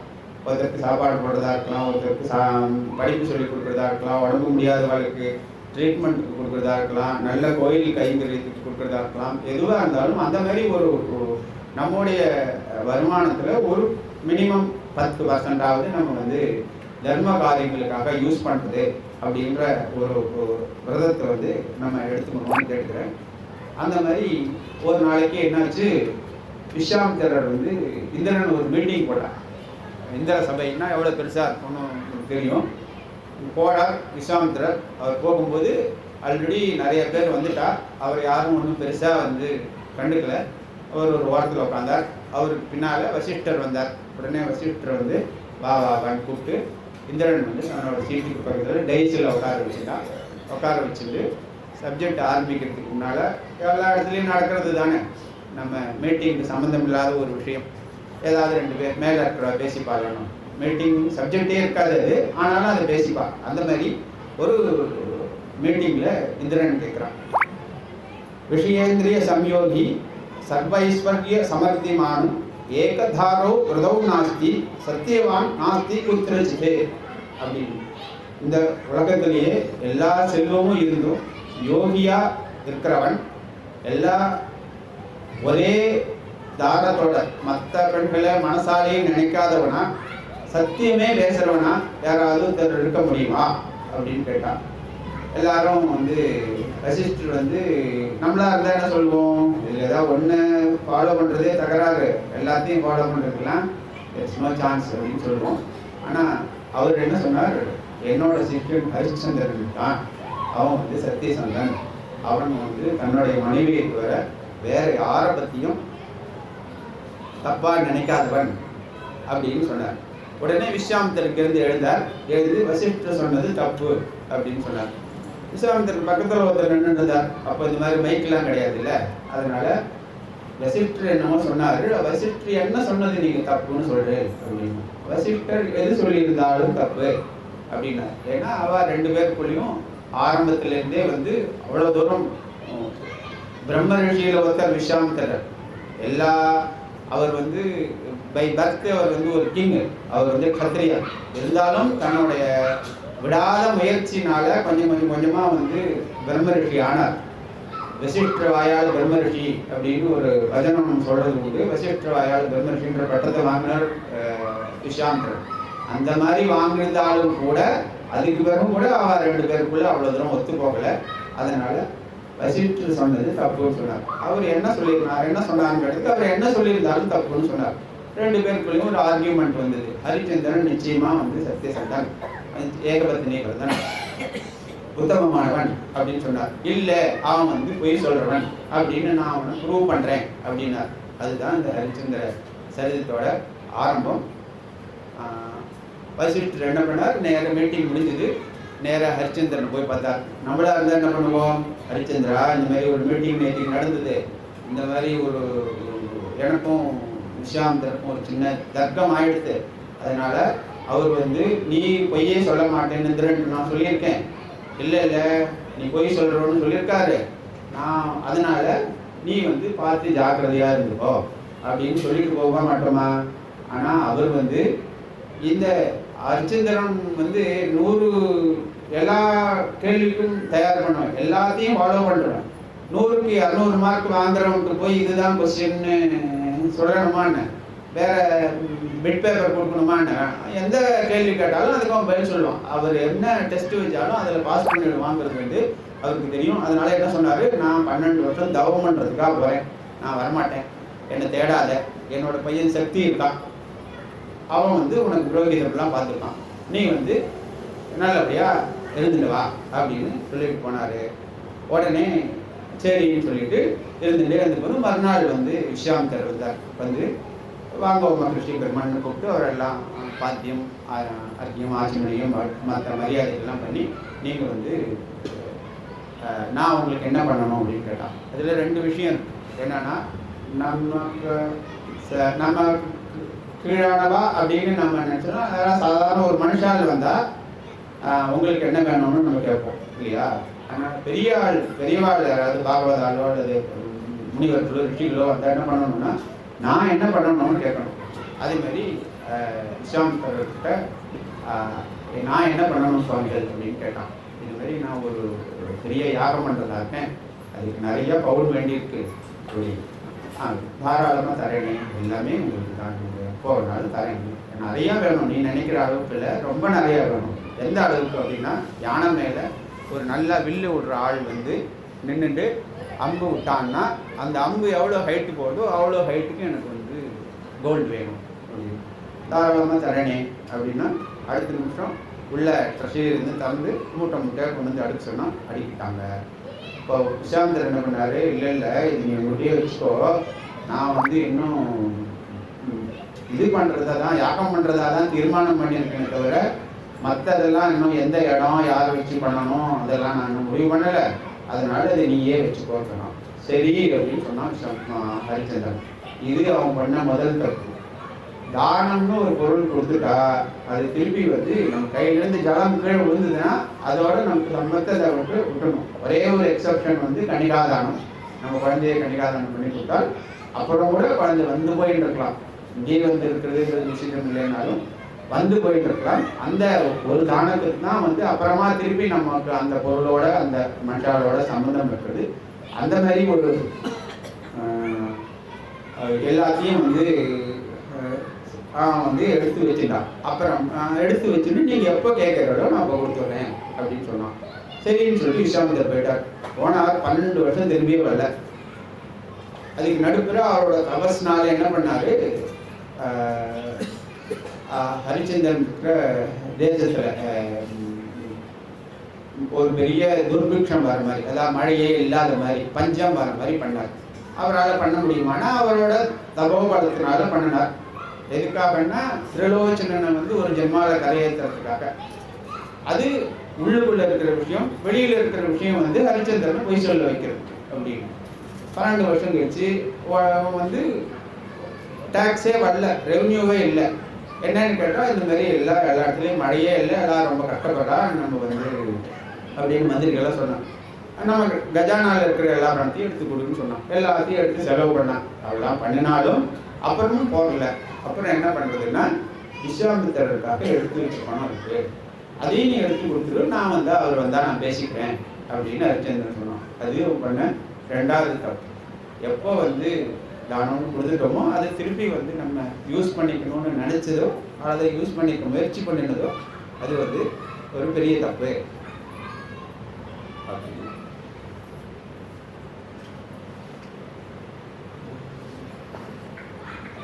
உடனே வந்து நம்ம இந்த மணி ஒரு 7:15 ஒரு 8:15 8:20 அந்த மாதிரி பண்ணலாமா?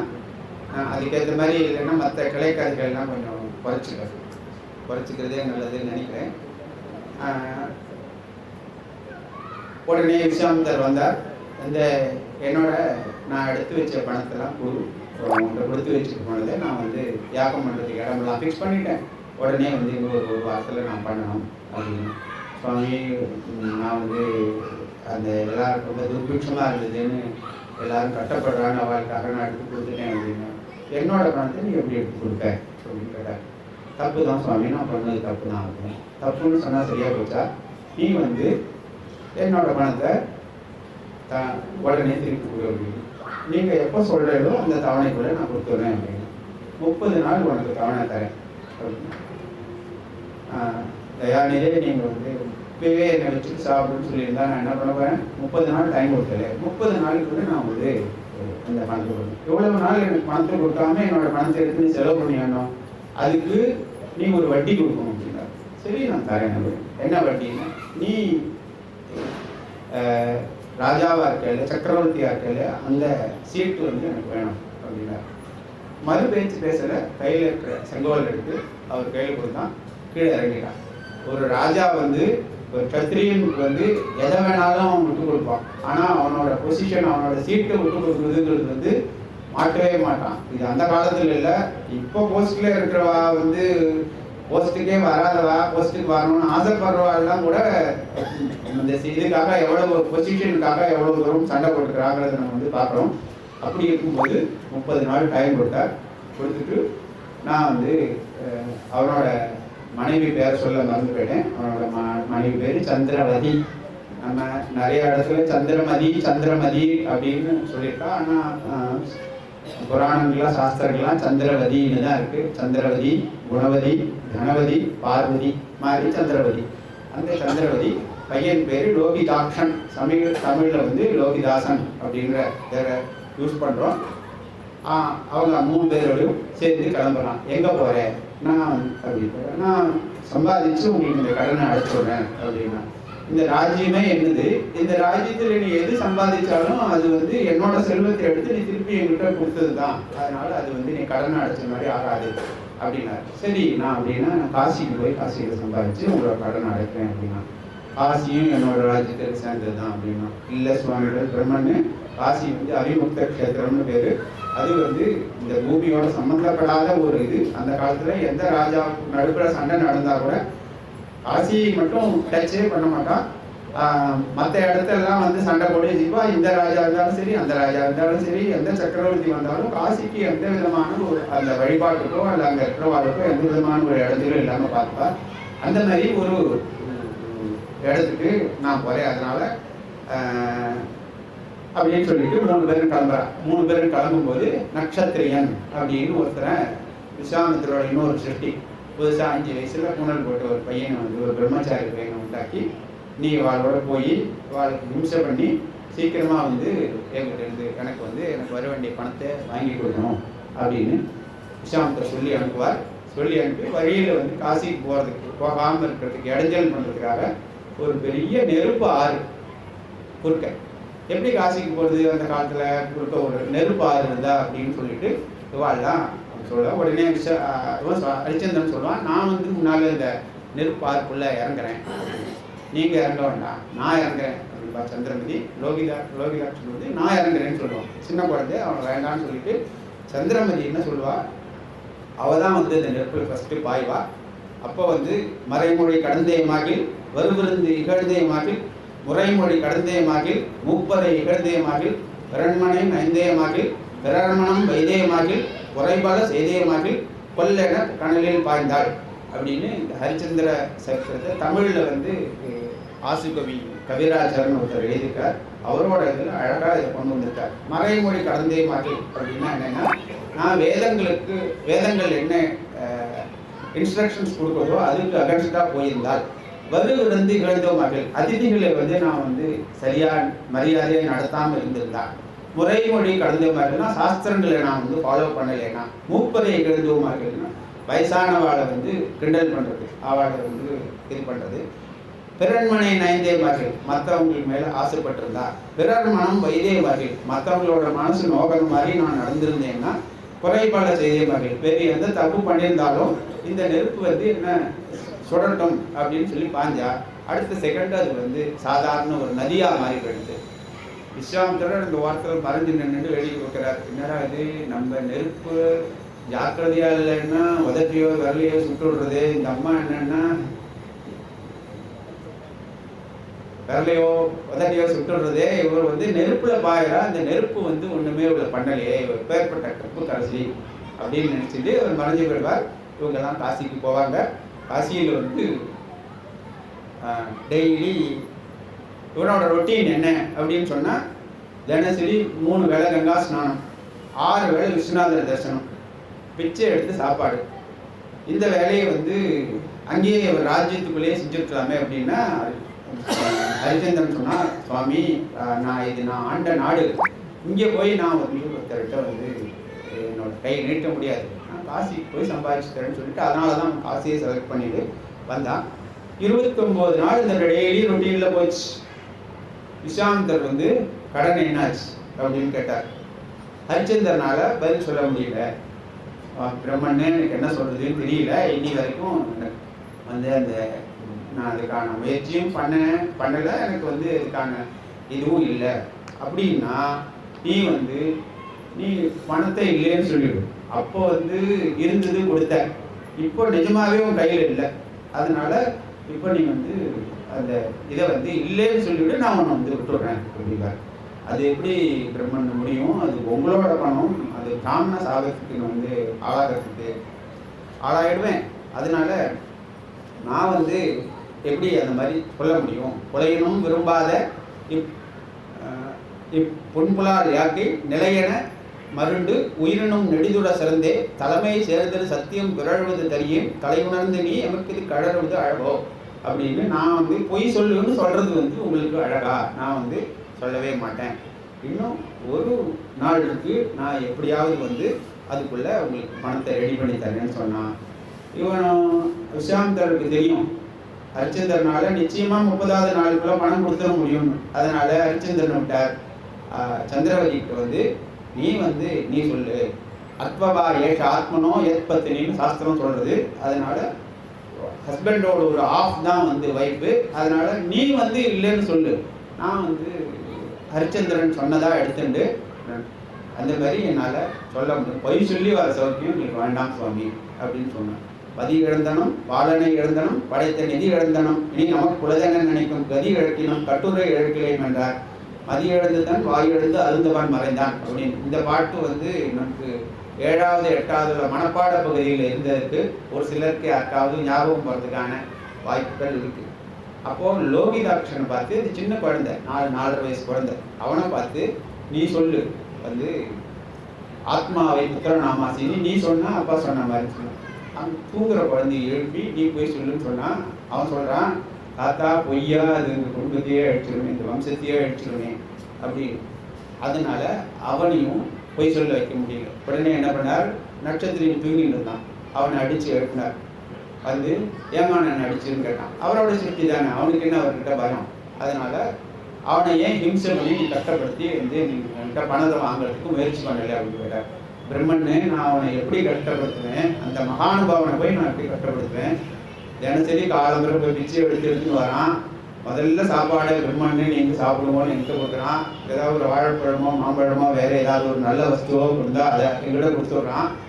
அப்புறம் 2 வேளையும் நான் பிராமணங்கிறதுக்காக என்னை பிரதர்ஷனம் பண்ணி நமஸ்காரம் பண்ணுறான். இப்படிப்பட்ட மகானுபாவனை நான் எப்படி வந்து கஷ்டப்படுத்தேன் அப்படின்னு கோவம் வந்தது.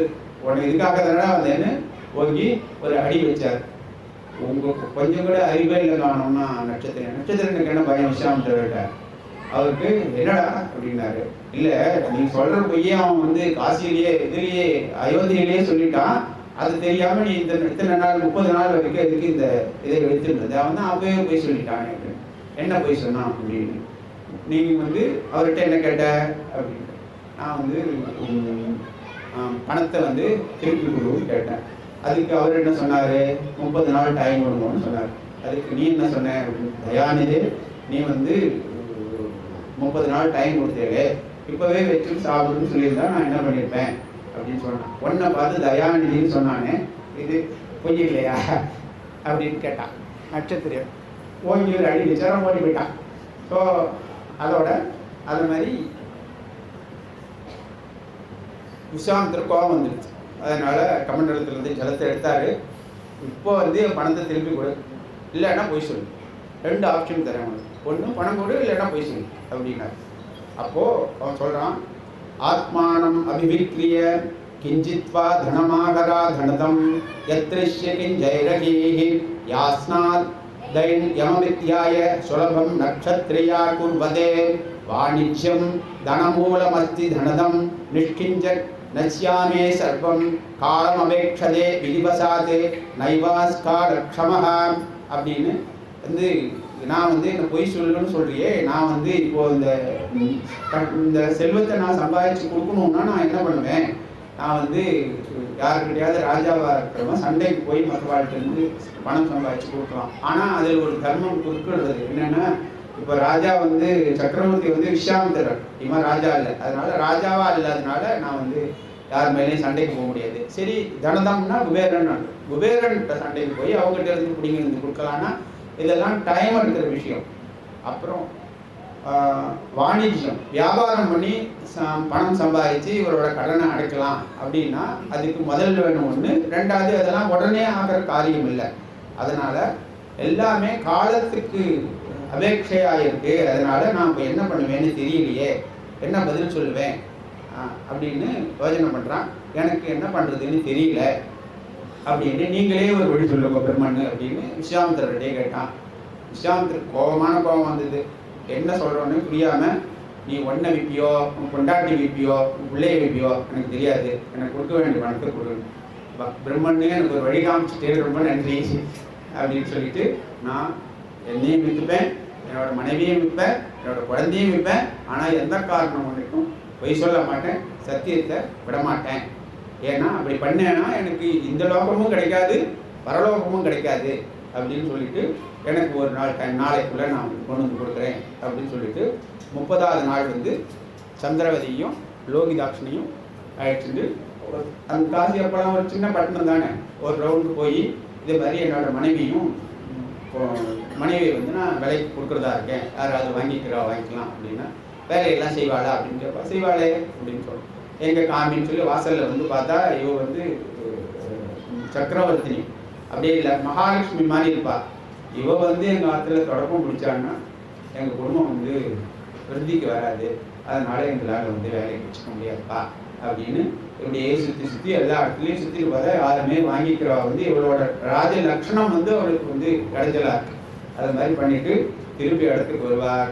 ஹரிச்சந்திரன் வந்ததும் பார்த்தா காலகௌசிகன்னு ஒரு பிராமணன் வருவான். வந்து இது மாதிரி நீங்களாம் இப்போ அங்கெல்லாம் வந்து விசாரிச்சேன்னு கேள்வி, நான் வந்து வாங்கிக்கிறேன் சந்திரவதியை வந்து நான் வாங்கிக்கிறேன் வேலைக்கு அப்படின்னு சொல்லிட்டு, என்ன வேலை அப்படின்னு கேட்பான். அப்போ தான் ஹரிச்சந்திரனுக்கு வந்து ஸ்ட்ரைக்கே ஆகும். விலையை பற்றி அவன் யோசனையே பண்ணல. அவனோட ஒரே இது சத்தியம் ஃபாலோ பண்ணணும், பொய் சொல்லக்கூடாது, அவருக்கு கொடுக்க வேண்டிய கடனை கொடுத்துடணும் அப்படின்றது தான். அந்த மாதிரி நீங்களே வந்து வேலை சொல்லுவோம் எனக்கு தெரியலன்னு அவரே ஒரு வேலை வச்சு பணத்தை கொடுத்தார். அப்போது அந்த சின்ன பையன் லோகிதாட்சன் வந்து அம்மாவை சுற்றி வந்துட்டு இருந்தான். அவனும் ஓங்கி ஒரு அடி வச்சார் இந்த காலகேசன். அப்படியே முதுகு வந்து சிவப்பா விளாடுறதுல வந்து ஒரே காயமாயிட்டு ஹரிச்சந்திரனும் சந்திரவதியும் அப்படியே துடிச்சு போயிட்டான். இவன் வந்து எவ்வளோ யாகம் பண்ணி, எவ்வளோ எத்தனை பிரார்த்தனை பண்ணி, எத்தனை ஆராதனை பண்ணி பிறந்த குழந்தை அவனை அடிச்சுட்டு இல்லைடா, அவன் வந்து அவன் இடைஞ்சல் பண்ணுவான், வேலை பார்க்கறதுக்கு அவளை விட மாட்டான், அதனால தான் நான் அடித்தேன் அப்படின்னு. அப்போது ஹரிச்சந்திரன் டக்குன்னு ஒரு யோஜனை வரும். பிரம்மன்னு இது அம்மாவையும் குழந்தையும் பிரிக்கிறது தப்புன்னு சாஸ்திரத்தில் இருக்குது, நீங்களோ பிராமணாளாக இருக்க புரோகிதத்தில் இருக்க, இன்னும் கொஞ்ச நாள் போனாக்க இந்த குழந்தையும் சேர்த்து ஒரு வேலை வச்சு எடுத்துட்டுருங்கோ, நீங்களே 2 வருஷம் பார்த்துங்கோ, 2 வருஷம் கழிச்சு உங்களுக்கு அவன் வந்து புரோகித அசிஸ்டண்ட் ஆகிடுவான், அவன் வந்து உங்களுக்கு உபயோகமாக இருப்பான் அப்படின்னு சொன்னதும் சரின்னு ஒத்துட்டு அதையும் அந்த காலகௌசிகன் பணத்தை கொடுத்துருவார். பணத்தை எடுத்துட்டு இப்படி ஹரிச்சந்திரன் வருவான். பின்னாலேயே பார்த்தா சந்திரவதி துரத்தின்னு வருவான். நீ ஏன் இங்கே வந்தே அப்படின்னு கேட்பான்.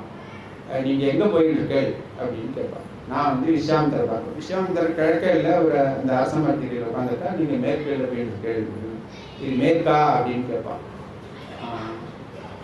என்ன இப்படி பண்ணுறதுன்னா அதுக்கு பேர் தான் திக்பிரமம்னு சொல்லுவாள். என்ன பண்ணுறோங்கிற ஸ்டேஜே தெரியாமல் போயிடும். அந்த மாதிரி திக்பிரமம் பிடிச்சிக்கணுன்னா அப்புறம் கொஞ்சமாக அந்த பணத்தை மட்டும் வாங்கிட்டு வேலை எப்படின்னா காலம்புற 4 மணிலேருந்து ராத்திரி 10 மணி வரைக்கும் சந்திரவதிக்கு வேலை. அதான் கண்டிஷன். ஒரு நாள் கூட லீவு கிடையாது, வீக்லி ஆஃப்லாம் கிடையாது. அப்படி ஏதாவது சொந்த வேலை இருந்ததுனால் ராத்திரி 10 மணிக்கு பிறகு போய் சொந்த வேலையை பார்த்துட்டு இப்படி காலம்புற 4 மணிக்குள்ளே வந்துடணும் அப்படின்னு அதுக்கு ஒத்துண்டு வேலை செய்வாளா சந்திரவதி அப்படின்னு காலகௌசிகன் கேட்குறான். செய்வா அப்படின்னு சொல்லி அதே மாதிரி வந்து சத்தியத்துக்காக வந்து சந்திரவதி அந்த மாதிரி செஞ்சா. அப்போ பாக்கி இருக்கிற பணத்துக்கு என்ன பண்ண போற அப்படின்னு கேட்டா விஸ்வாமித்திரர், நீ இன்னும் கொடுக்க வேண்டியது பாக்கி இருக்க, நான் என்னையே வித்துட்டாலும் வித்துப்பேனே தவிர வந்து நான் போய் சொல்ல மாட்டேன் அப்படின்னு சொல்லிட்டு தெருவில் நின்றுட்டு கத்துனா 2 கையும் தூக்கிண்டு, அந்யதா சரணம் நாஸ்தி त्वमेव चरणं मम तस्मात् कारुण्य भावेन रक्ष रक्ष महेश्वरा अनायासेन सायुज्यं विना धैर्येण जीवनं தேவி மே கிருபயா சம்பா துவை பக்திமசஞ்சலம் அப்படின்னு இந்த ஸ்லோகம் வந்து நிறையா அப்பப்போ கொஞ்சம் கொஞ்சம் மாடிஃபை பண்ணி தயாநிதே கிருபாநிதே ஜெகதம்பிகே அப்படின்னு மாற்றி மாற்றி யூஸ் பண்ணுறா. ஆனால் ஒரிஜினலாக வெர்ஷன் வந்து ஹரிச்சந்திரனோடது. பரமேஸ்வரனை குறித்து என்னை வந்து யார் வேணாலும் வாங்கிக்கலாம், வாங்கிட்டு என்னை இந்த கடனில் இருந்து விடுவிக்கணும் அப்படின்னு சொன்னதும் அப்போது அங்கே ஒரு சண்டாளன் வருமா வந்து நான் வந்து உன்னை வாங்கிக்கிறேன் அப்படின்னு சொல்லுவாங்க. இல்லை இல்லை, நான் வந்து கத்திரியன், நீ சண்டாளன், நான் வந்து உங்கள்கிட்ட வேலை பார்க்குறது சாஸ்திரப்படி சரியில்லை அப்படின்னு சொல்லுவேன். இவ்வாறு நீ வந்து உன்னை விற்றுக்கிறேன்னு சொன்ன போது நீ வந்து நான் என்ன பிராமணன்ட்டு தான் விற்பேன், என்னை வந்து கத்திரியன்ட்டு தான் விற்பேன், என்னை வைசியன்ட்டு தான் விற்பேன், என்னை சூத்திரன்ட்டு தான் விற்பேன்னு சொல்லலை. யார் வேணாலும் என்ன வாங்கிக்கலாம்னு சொன்னேன். இப்போ வந்து நீ என்கிட்ட வேலை பார்க்க வரமாட்டேன்னு சொன்னால் நீ இதுவே ஒரு பொய்யா போயிடும். அப்புறமா நீ வந்து என்னத்தை விஸ்வாமித்திரர்கிட்ட சத்தியத்தை காக்க நீ வந்து இவ்வளோ நேரம் பிரயாசப்பட்ட அப்படின்னு கேட்பான். ஹரிச்சந்திரனால ஒன்றும் பண்ண முடியாது. சரின்னு சொல்லிட்டு நான் வந்து உங்கள்கிட்ட அடிமையாக வரேன்னு சொல்லணும். உடனே வந்து விஸ்வாமித்திரர்கிட்ட கேட்பான், எவ்வளவு பணம் அவர் தரணும்னு. அவர் ஏதோ ஒரு கணக்கு போட்டு இவ்வளோ ரூபாய் தரணும்னு சொன்னார். அடுத்த அரை மணி நேரத்தில் அவ்வளோ பணத்தையும் கொண்டு வந்து கொடுப்பான்.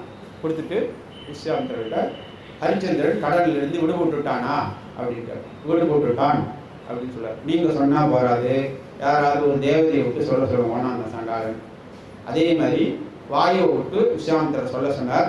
வாயு வந்து எல்லா விஸ்வாமித்திரர் கொடுக்க வேண்டிய எல்லா கடனையும் ஹரிச்சந்திரன் அடைச்சிட்டான்.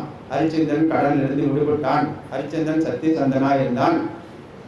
வசிஷ்டருக்கும் விஸ்வாமித்திரருக்கும் நடந்த சண்டையில் வசிஷ்டர் ஜெயிச்சார், விஸ்வாமித்திரர் தோற்று போயிட்டார் அப்படின்னு சொன்னான். அப்போதான் ஹரிச்சந்திரனுக்கு விஷயமே தெரியும். ஆகா, இந்த ட்ராப்பில் வந்து மாட்டிட்டோமா அப்படின்னு சொல்லிட்டு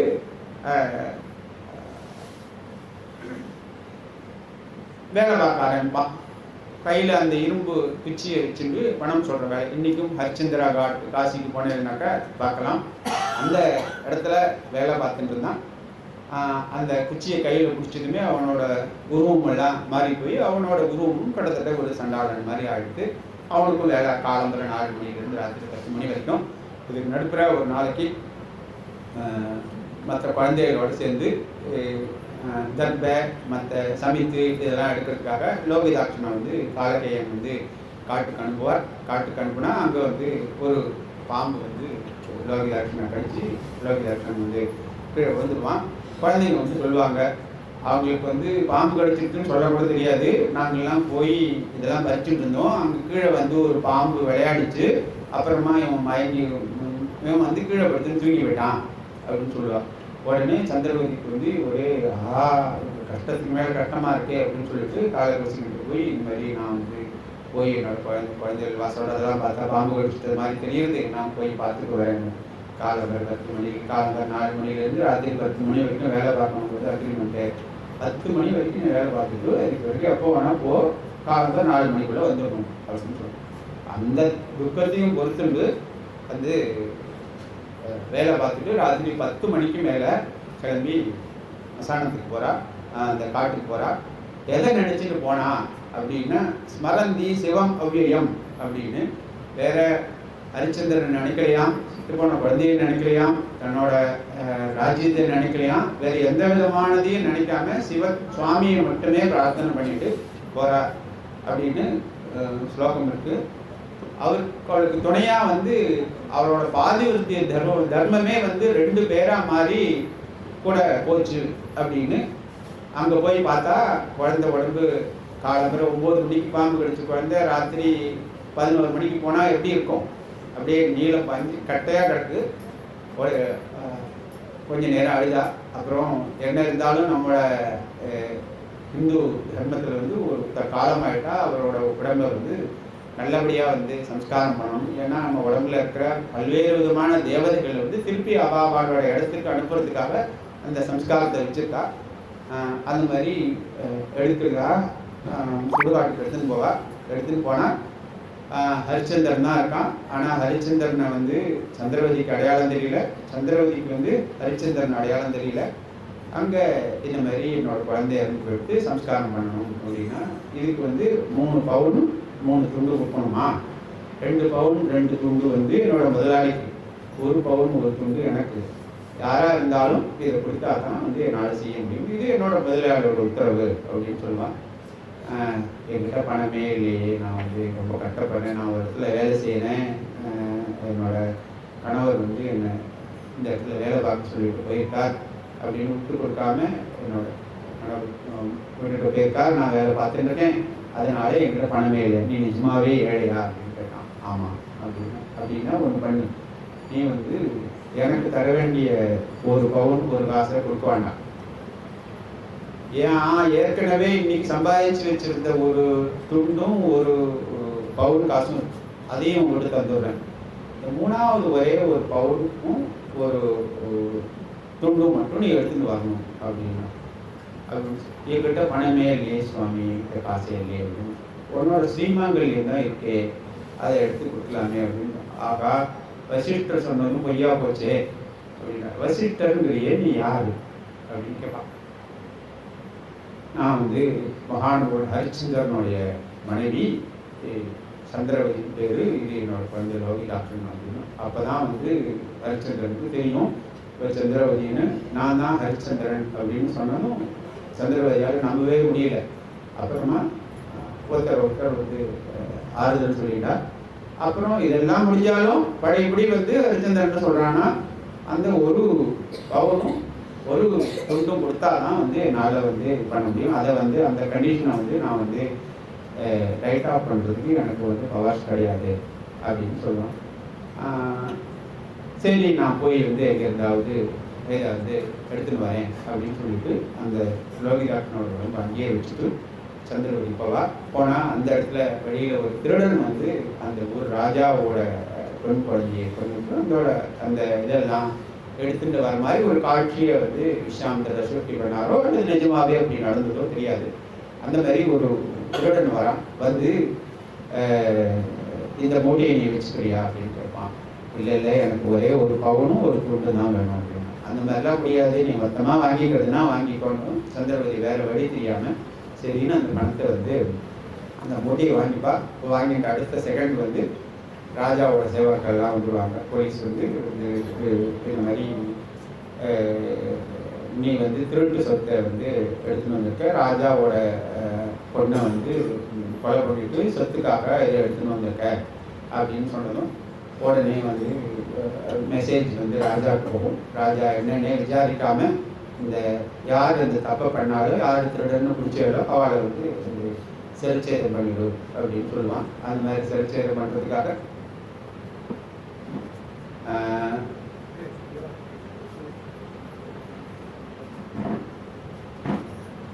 சிறைச்சேதம் பண்ணுறதுக்காக திருப்பி ஹரிச்சந்திரன் இருக்கிற இடத்துக்கே அழைச்சின்னு வருவா. வந்ததும் ஹரிச்சந்திரனுக்கு ஒன்றுமே சொல்ல முடியாது.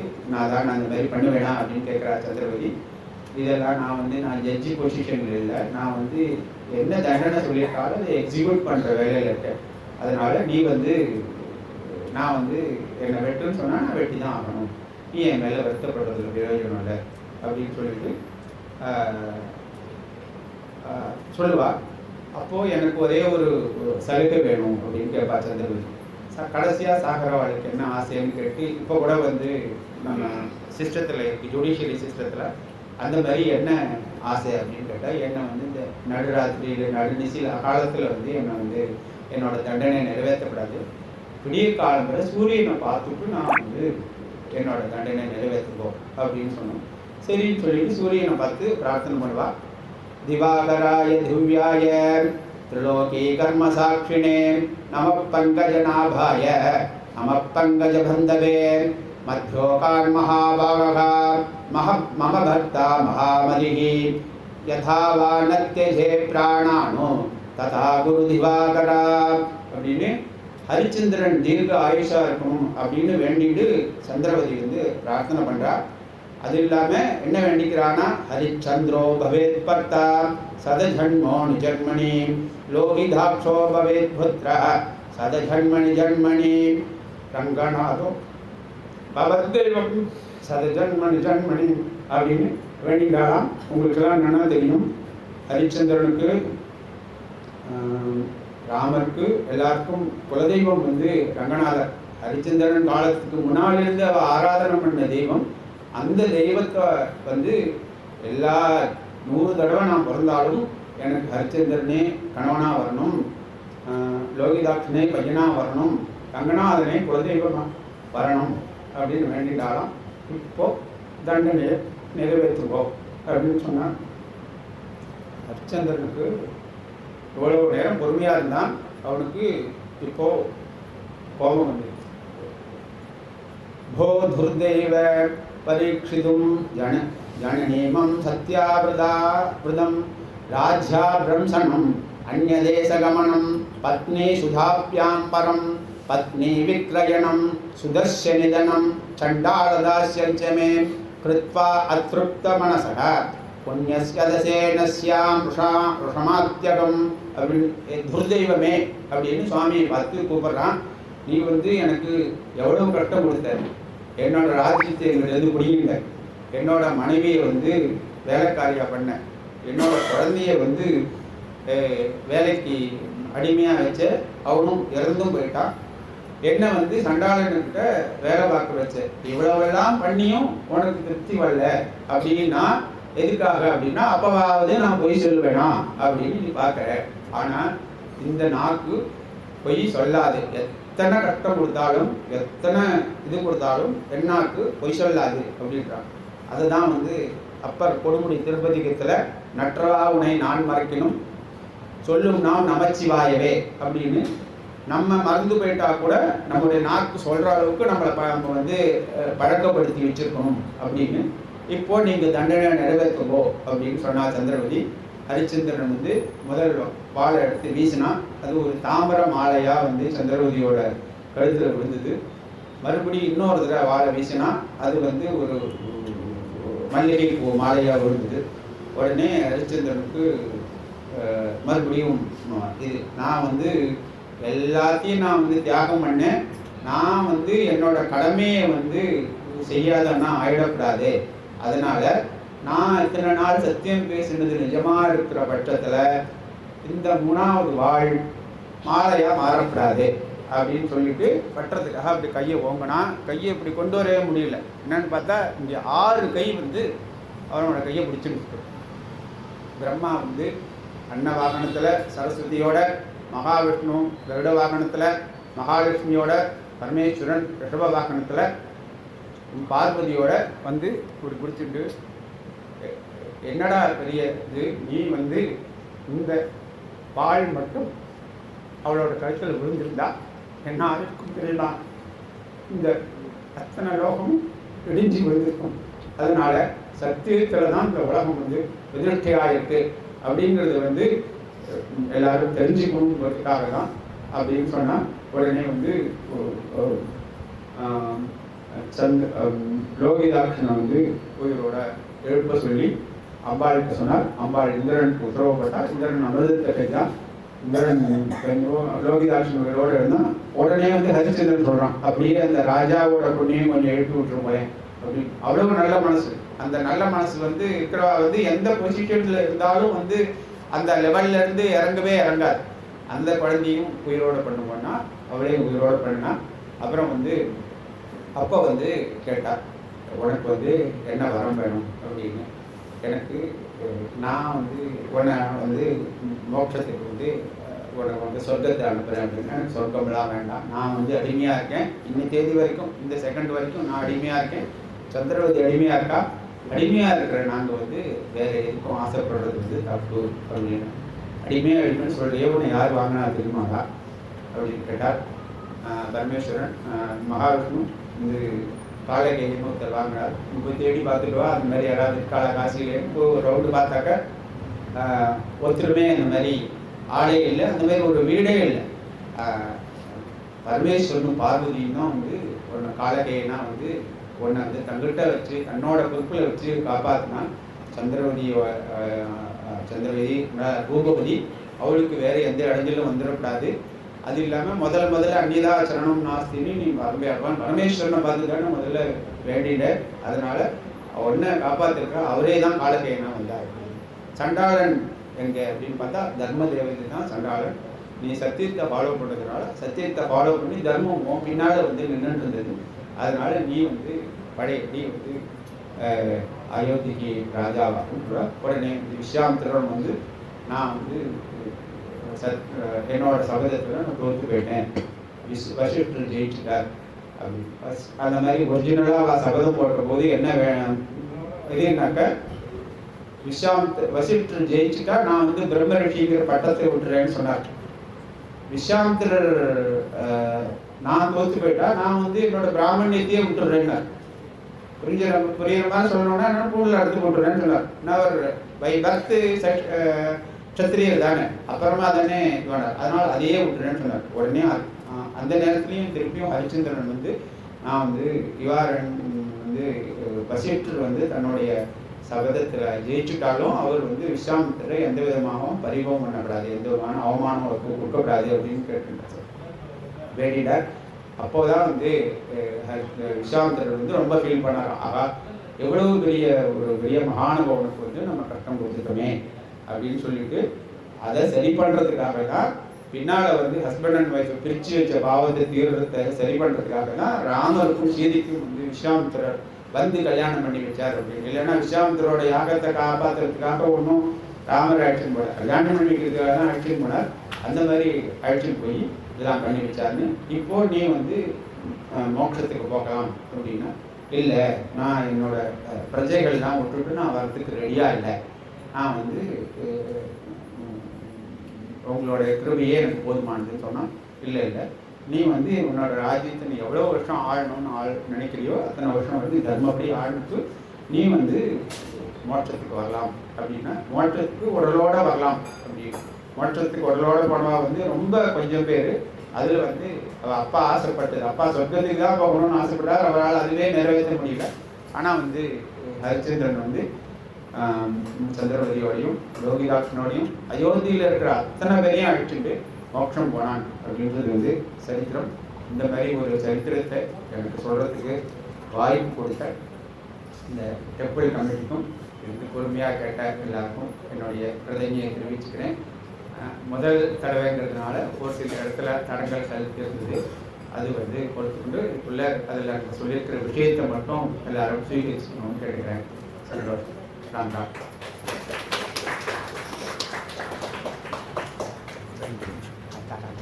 राधे कृष्णा और रेंडे निमिषम श्रेयो हि ज्ञानम अभ्यासात् ज्ञानात् ज्ञानं विशिष्यते ध्यानात् कर्म फलत्यागं त्यागात् शान्तिरनन्तरम् அப்படிங்கிறது பகவத்கீதையில் 12வது அத்தியாயத்தில் 12வது ஸ்லோகம்.